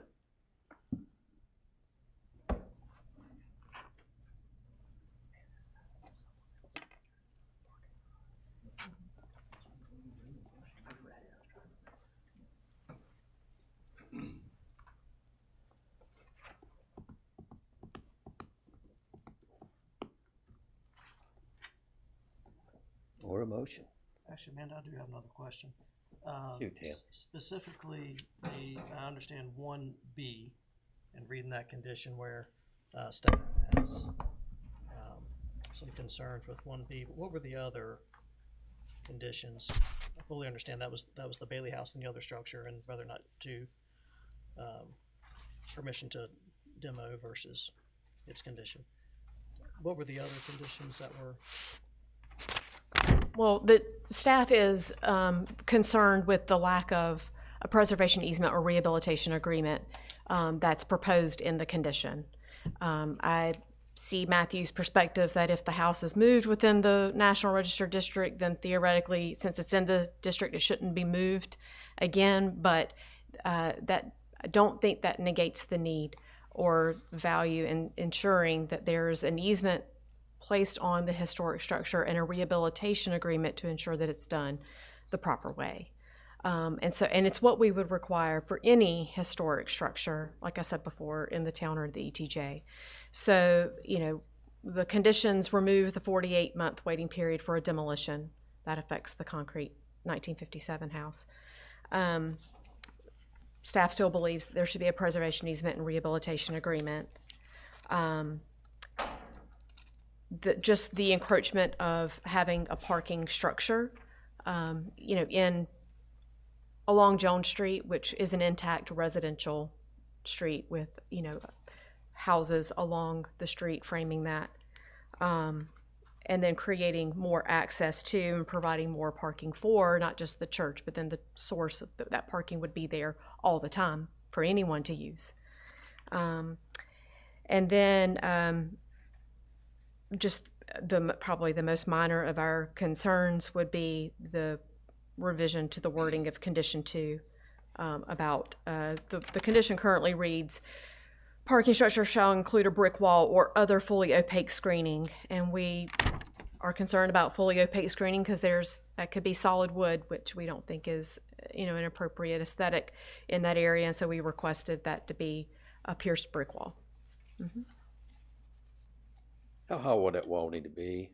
The zoning condition states that it's 3.5 feet, and so that intent is that it's to shield most of the car. We don't want to create a wall along those streets because that's atypical of an historic neighborhood as well. But at 3.5 feet, you're at least screening headlights and up to a decent height of a passenger car. Your bigger cars, you're going to see most of that anyway.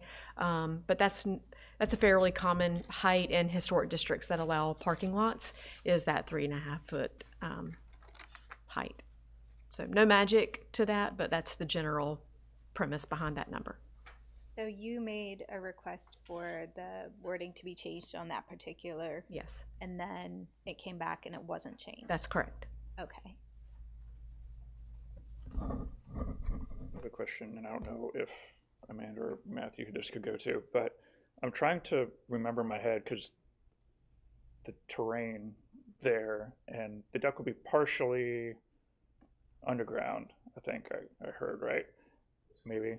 So, yeah, your lower level would be accessed from Holloman because the the slope goes up as you're approaching Jones Street.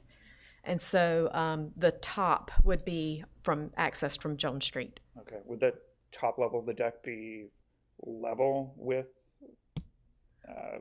Jones Street, I guess, or would it be higher above?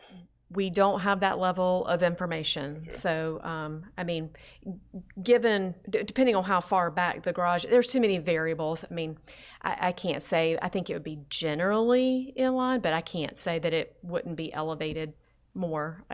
Until we have a site plan, we don't know. Thank you. You're welcome. Good question.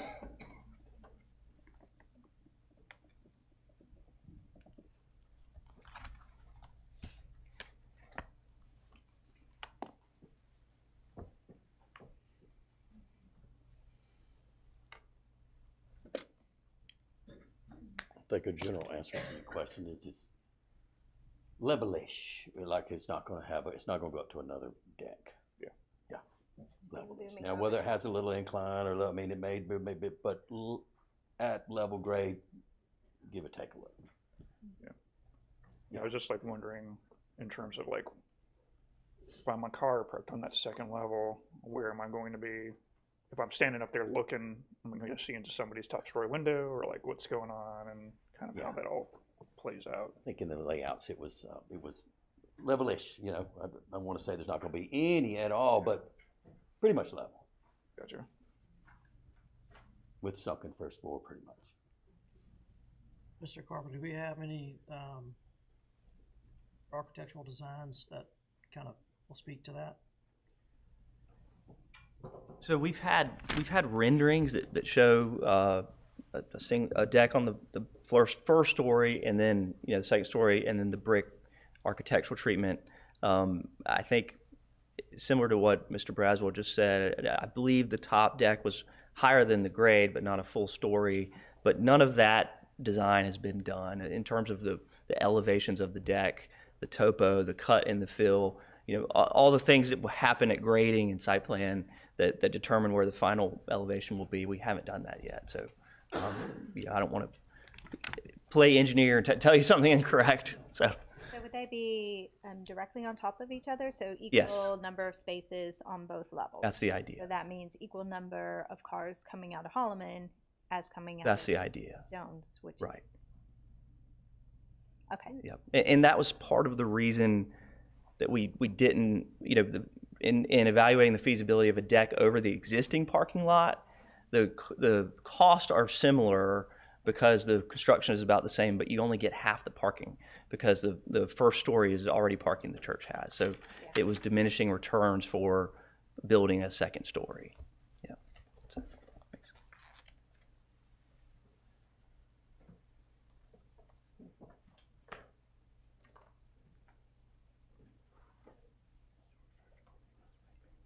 That Jones Street access just still bothers me because If it's equal number of cars yeah, coming out both. your that's why comment I made asked. me Yeah. elevate that in my head because it's not Jones Street's not a long street and it's not a wide street either, and it's just I could see queuing in front of driveways and then trying to pivot whether you're on Chatham or Holloman. Right, coming out both yeah. ways. Mm-hmm.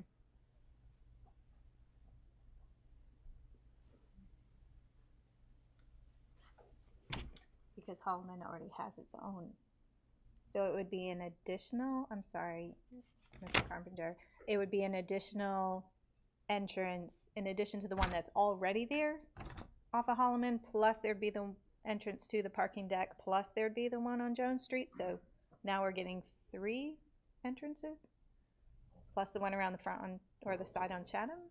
No, so the Jones Street access would line up generally with the existing driveway. Okay. Staley would, and then I believe the Holloman Street entrance would also line up with the existing driveway to this lot on Holloman. It's dirt, so it's a little harder to see, but it is there right here. So that would be an entrance to the parking garage. That's right.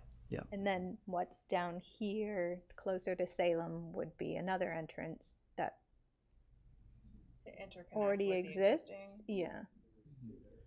Okay.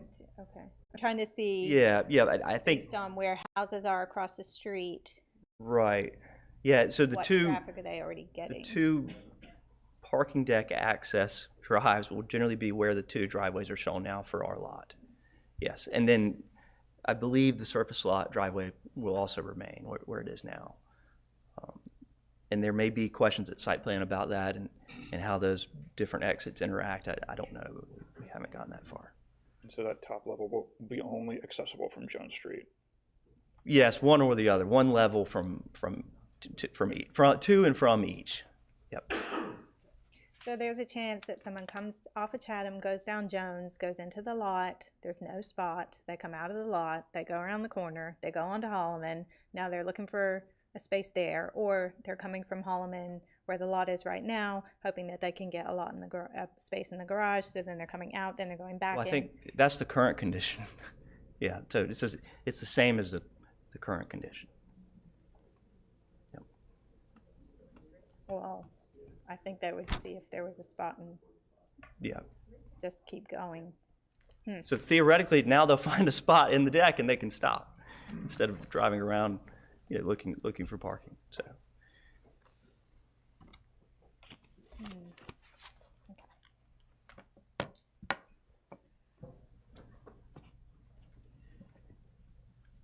Do we know the elevation of that entry point that's at the lowest point for the lower deck right now versus Jones Street? I'm sorry, so the elevation of the where the driveway will be for the first, As far as how much, cut and fill you're looking at and how high is the we overall don't, deck? no. I'm trying to figure out Yep. spatially. Yeah. If you're trying to go at the lowest point where the road dips down now. Right. In front of the Jones Park. Right. And then we're going up onto Holloman, what is that elevation, right? How many feet are we increasing here? And I just can't remember in my mind roughly what it is. Right. But I'm wondering because once you enter in the second part of the deck on the top, how much higher would you have to go and what would the drive angle be? And I'm thinking in my mind, obviously we wouldn't want something that's going to be something, even though we have this wall, right? Right. We don't want a wall that's already nearly an entire story above. I see what you're saying. Yep. So those specific things like the grade of the drive aisle and the parking structure, those are things that are engineered at site plan, and the town, I believe, has standards for those, right? I mean, I'm assuming grade standards for parking lot slopes, et cetera. And so we don't have that information now. Actually, typically in the rezoning process, we don't even get into this level of detail, but we wanted to be very upfront that this is for a parking structure. And so that's why we wind up talking about the design, et cetera. So The reason why it's important to me is, many years ago, I sat here and we talked Right. about one of the old BB&T building. Yep. And that was not to exceed a certain height. Right. But then Oh, we I see. Came in and put 6 foot of additional fill, and then that it just I towers see. now over the other buildings. When sure, you said, when you're looking at the existing building that was sunken down in this landscape, but that was not anything that was ever brought up. Was what was the elevation of that first floor, right? I see. And so that's just something for me just to bring up. Right. Yeah, I think the church wants to work with the existing grade to the greatest extent possible because it's more cost effective, right? So, More cost effective. yeah. Sure. Yeah, come on. I would like, yes, would you mind?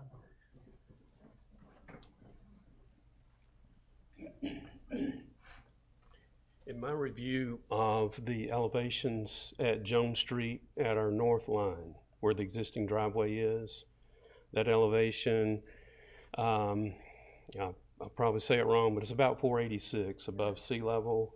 And then the low point access on Holloman Street, where the gravel drive is now, is ideally suited for the Jones Street level deck not to be any higher than Jones Street itself.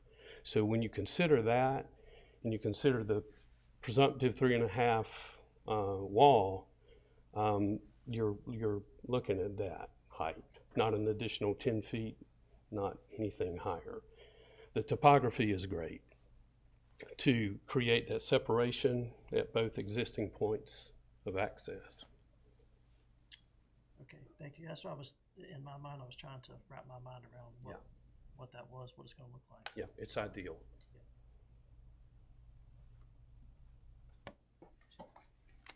With detail, I mean, that also kind of helps with, I mean, I see the pros and cons of both.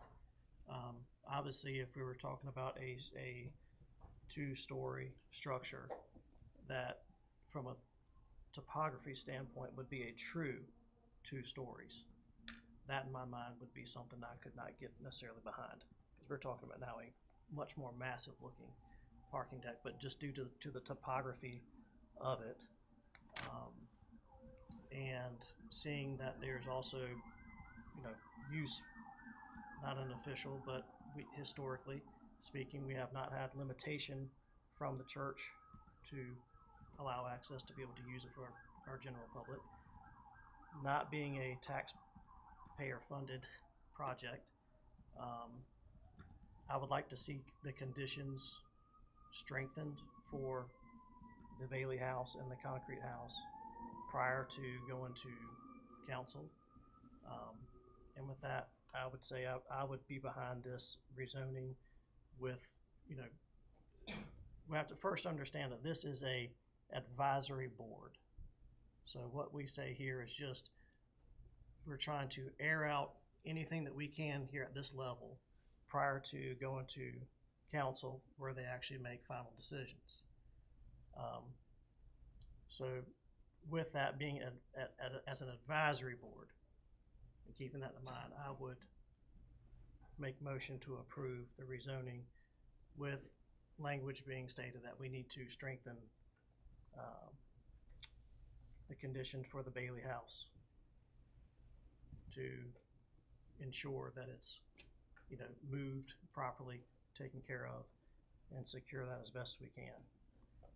And the concrete structure, whatever it may be, you know. I don't know from legal how that exactly works, but that would be my motion.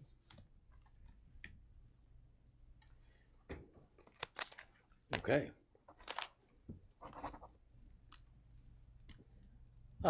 Do we get a second without talking about those conditions particularly? I think that's of concern of most everybody of the board who said, you know, that, you know,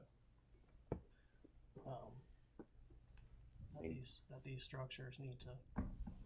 It's not my only Need a concern. little more guarantee. I think that if they're gonna take structures down and we hold everybody else to a standard, and everybody else, if they're a developer or a resident, has to do what the historic agreements are, I don't know why they should get a pass.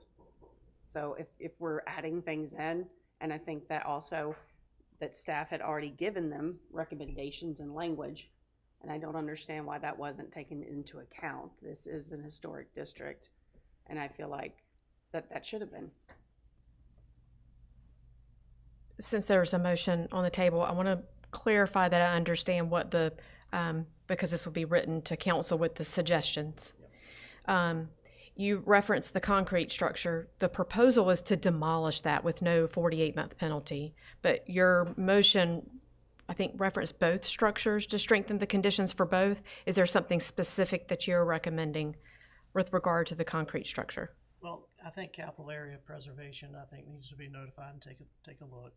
Having a licensed structural engineer come in prior, before this goes to council, I think that's something that we should have a better idea as far as how to put that into a condition or a language for council. I'm not sure how you want to state that, but. So that addresses the Bailey House, but what about the concrete house? Was there anything in your motion with regard to that, or no? Well, it sounds to me like the concrete house really doesn't have as much of the historical value to it, and we're calling it the concrete house without. Yeah. So I mean, I'm not as, for me personally, I'm not as concerned about the concrete house as I am the Bailey House, being that was been a livable house up until it sounds like 3 years ago. It sounds like the concrete house is something that It's a concrete house. It's a concrete house. Which was used as a floor, it was used by the Baileys. There's connection historically for both structures on the parcel. You said both were identified as contributing. They're both contributing. They were identified by contributing and listed in the National Register as contributing structures, so. Okay. So your motion is motion to approve with additional conditions, with that being to strengthen the conditions for the Bailey House to be moved properly and with review by Capital Area Preservation.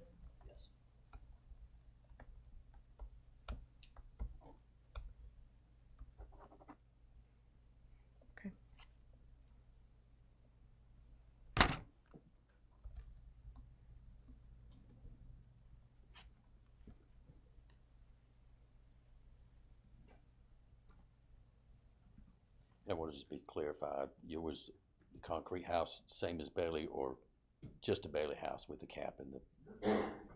Now, don't know, I mean, as far as the historical value of the concrete house, if it makes sense to try to preserve the both, sure. Does it make sense to try to put both out there, you know, what, side by side? Is that gonna work? Yeah. I don't know that it even could anyways. I mean, could you put both of those homes, if you move them side by side, or do you have to, you know, divide them up? Do they become separate parcels? Do you have different drive access? Would you be allowed to even put a driveway to a second place? You know, I don't know. There might not necessarily be room to put both. Yeah. But if you're going to pick one, I would say the Bailey House would be of more historical Absolutely. value. Okay, are those the two conditions that we have?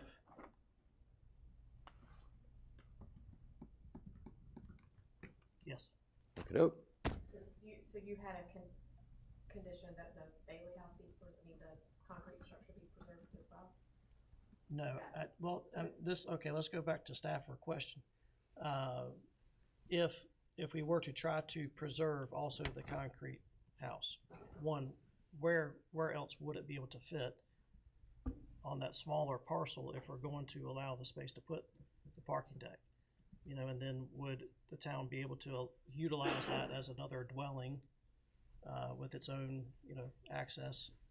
I don't know that there would be room for that. And part of when you're evaluating, Kind of narrowing the spot to a smaller area, but then we're trying to say, well, let's try to also save the other home. I just don't know that it right, would work. right. And part of when you're evaluating where you're moving historic structures to when they're leaving their original location is the appropriateness of the location, including the arrangement of the structures and their relationship to one another.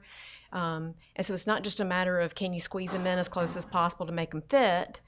It's it's their relationship to one another. And the concrete structure was built to face Holloman Street, was not built to face Jones Street. You know, there was separation between the two. I was hoping that Capital Area Preservation representative was going to be here today to get into more of the details of that if necessary, but I could not guarantee that there would be room for both. There may be, but I can't speak to that.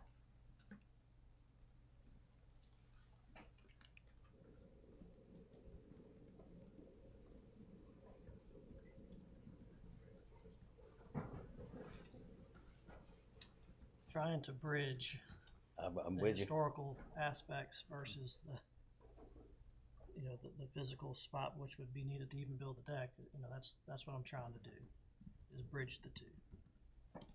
Yeah. That's my intent. If anyone else has language that, Well, I think that's the best compromise. I don't think, I just want to make sure everybody's rode by and looked at the properties that we're discussing, and I think we all can agree that the Bailey House is the preference, if we would use that wording correctly. The concrete structure, I'll agree, is if you keep both, number two, in my opinion, concrete structure, it looks like it's below grade in the back anyway. It looks like the ground is higher than the floor in the house, it appears. But if you keep both, then I don't see how the deck is even possible. Certainly, losing parking in the town of Apex Historic District is a question also. So I'm not sure of the language, but I see exactly what your attempt is there. Sure.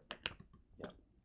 I'm not trying to devalue the concrete structure, Yeah, but does it make sense? yeah, doesn't make common sense. Can you still be able to preserve part and still at the same time provide for both to coexist on the same area? Yeah. I guess the wording that you're attempting to do, if I understand correctly, is you want the language condition for the Bailey House and CAM to be involved, but not specifically for the concrete house. Correct. Okay, understood. I guess also recognizing that, again, they're in a historic district, both of those, and so this whole rezoning is to change what there is and what is Apex Historic District right now. Sure. So I Which would is say in no to terrible all need of of those. parking. That's one of our critical needs. That's the issue there. That's the whole back and forth. But we But does also, any, I mean, I'm sorry. I feel like we're litigating things not in front of us, so. Well, he just got a motion now, and so I'm trying to let him finish his motion. Okay. On his wording. That's why, but certainly comment on his motion, but that's what we're discussing at the moment. It's what does he want on the motion, on the wording for his motion? I've made the motion, and Okay, so we have a motion for approval with the language condition for the Bailey House move with CAM to be involved. I'm sorry. And not necessarily the concrete structure. Is that right? yes. Do we have a second?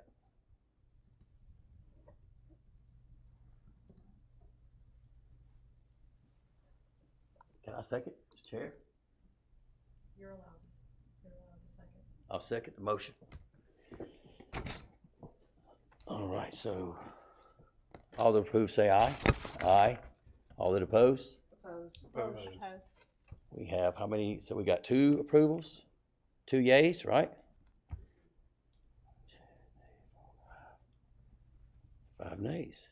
All right, so the motion's back on. So we're back open for discussion.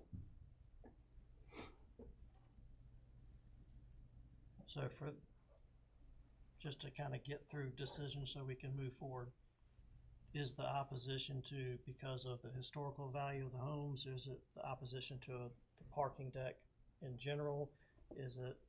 What is the opposition? Just because if the motion doesn't carry, maybe there's something similar that we can all agree on. That way we can have a vote.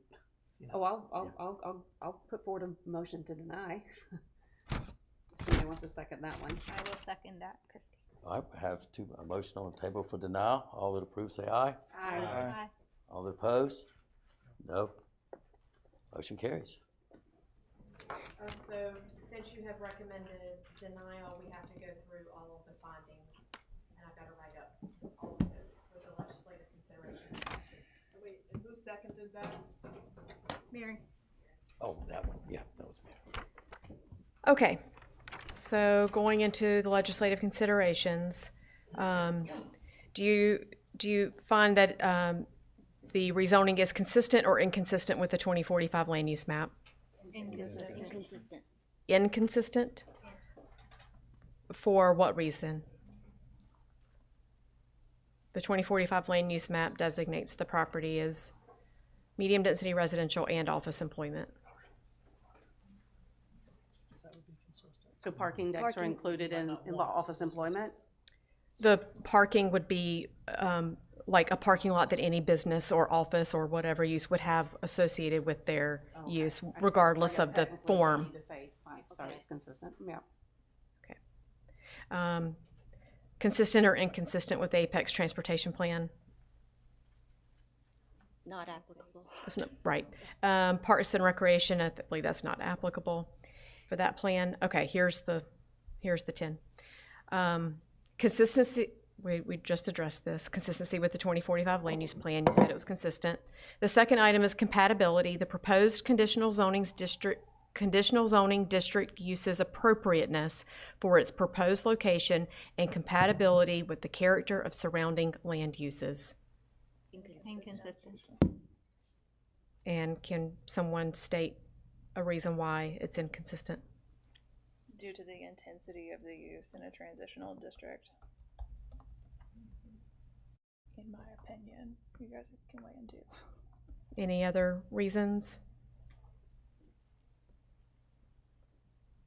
Okay. The next item is zoning district supplemental standards. The proposed district uses compliance with section 4.4 supplemental standards if applicable. And for 4.4, that's not addressing the historic preservation easement, the demolition disincentive, none of that. 4.4 is just regarding the uses, right? Right. So that would be consistent. Okay. The next one is design minimizes adverse impact. The design of the proposed uses minimization of adverse effects, including visual impact of the proposed use on adjacent lands and avoidance of significant adverse impacts on surrounding lands regarding trash, traffic, service delivery, parking and loading, odors, noise, glare, and vibration, and not creating a nuisance. Inconsistent. I'm trying to make sure I'm following what you're saying. Like, I don't think we think that meets, that it is a nuisance, in other words. So however it needs to be worded, I keep getting lost here a little bit. So the question is, does the design of what's proposed, the conditions that they have been proposed for the uses proposed, whether it would avoid those impacts? And if you think there would be an impact to trash, traffic, service delivery, parking, loading, odor, noise, glare, then you would call out one of those. If not, then you would find it's consistent. There would be a traffic. There would be traffic and visual. There's a couple of them that you touched on. I don't know about odor, but well, maybe with the gas emissions. But Visual impact, increased traffic. Yes. Any office or institution there, it's Light pollution. visual. I mean, The lighting. Light pollution, yeah. I mean, versus what it is now. What it is, yeah, this is residential. Yeah. That's where people can. Okay. Number 5, design minimizes environmental impact. The proposed conditional zoning district uses minimization of environmental impacts and protection from significant deterioration of water and air resources, wildlife habitat, scenic resources, and other natural resources. Consistent.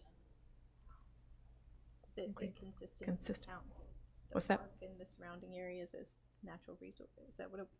It's the impact on the subject property from significant it just says significant deterioration of those things, period. It doesn't state whether it's on or off site. I would say inconsistent. Yeah, I but- don't think it's applicable. And if you say inconsistent, I need reasons why there would be significant deterioration of water and air resources, wildlife habitat, scenic resources, and other natural resources.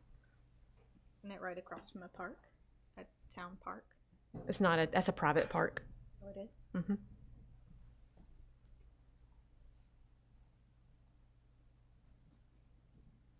I cannot answer that because I'm not familiar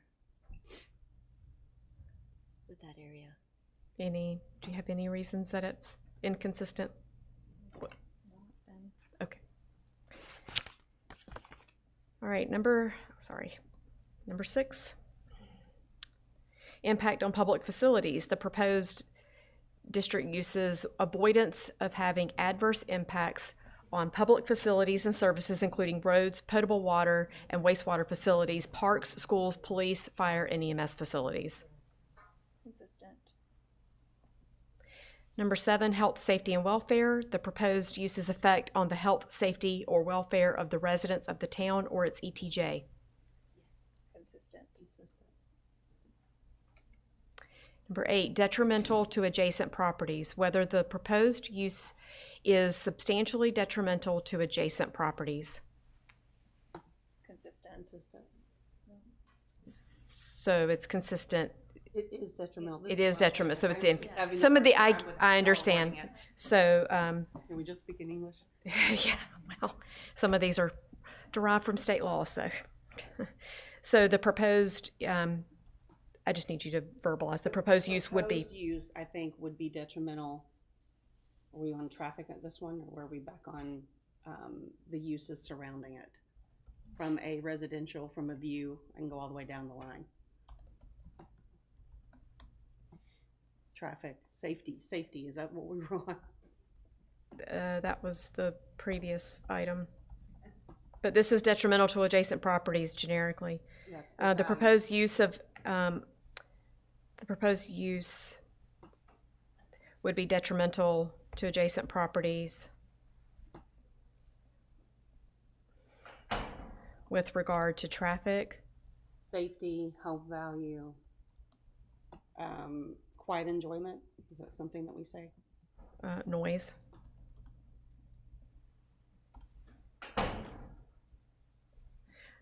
Anything else for that one? Okay, number 9, not constitute nuisance or hazard. Whether the use constitutes a nuisance or hazard due to traffic impact or noise, or because of the number of persons who will be using the use. And so inconsistent applies, it's a negative. It's a negative. Okay, yeah. Consistent means it's a negative to it, right? Consistent would mean it's okay. It does not constitute. Inconsistent. Inconsistent means it does constitute a nuisance or a hazard. Inconsistent.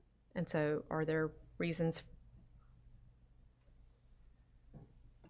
I have to have specific What was reasons. that exact description of that one?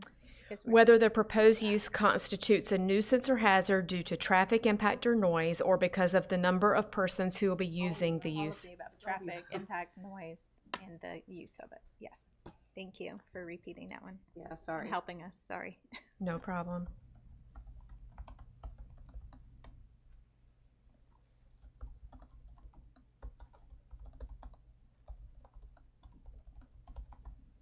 And number 10, other relevant standards of this ordinance, whether the proposed conditional zoning district use complies with all standards imposed on it by other applicable provisions of this ordinance for use, layout, and general development characteristics.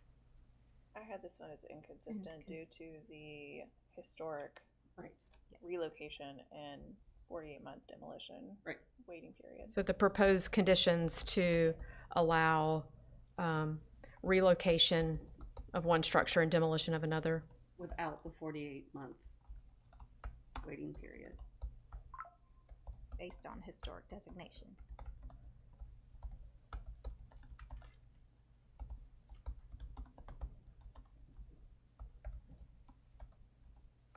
Okay. And Amanda, could I add just potentially setting a precedent with that type of action?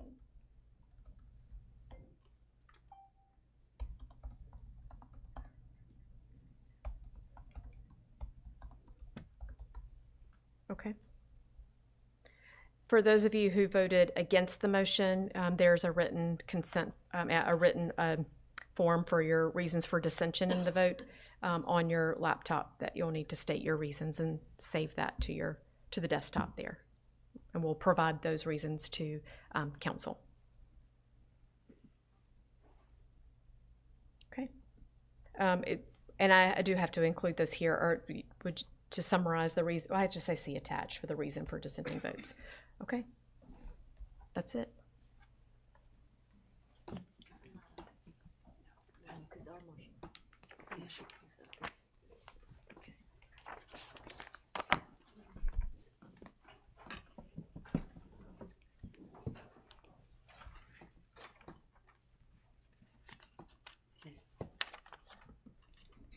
Oops, good with that.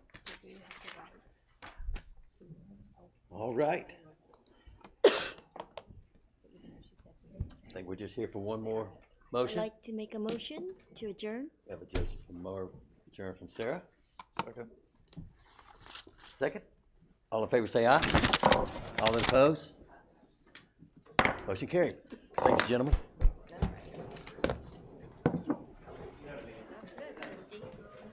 See you next month.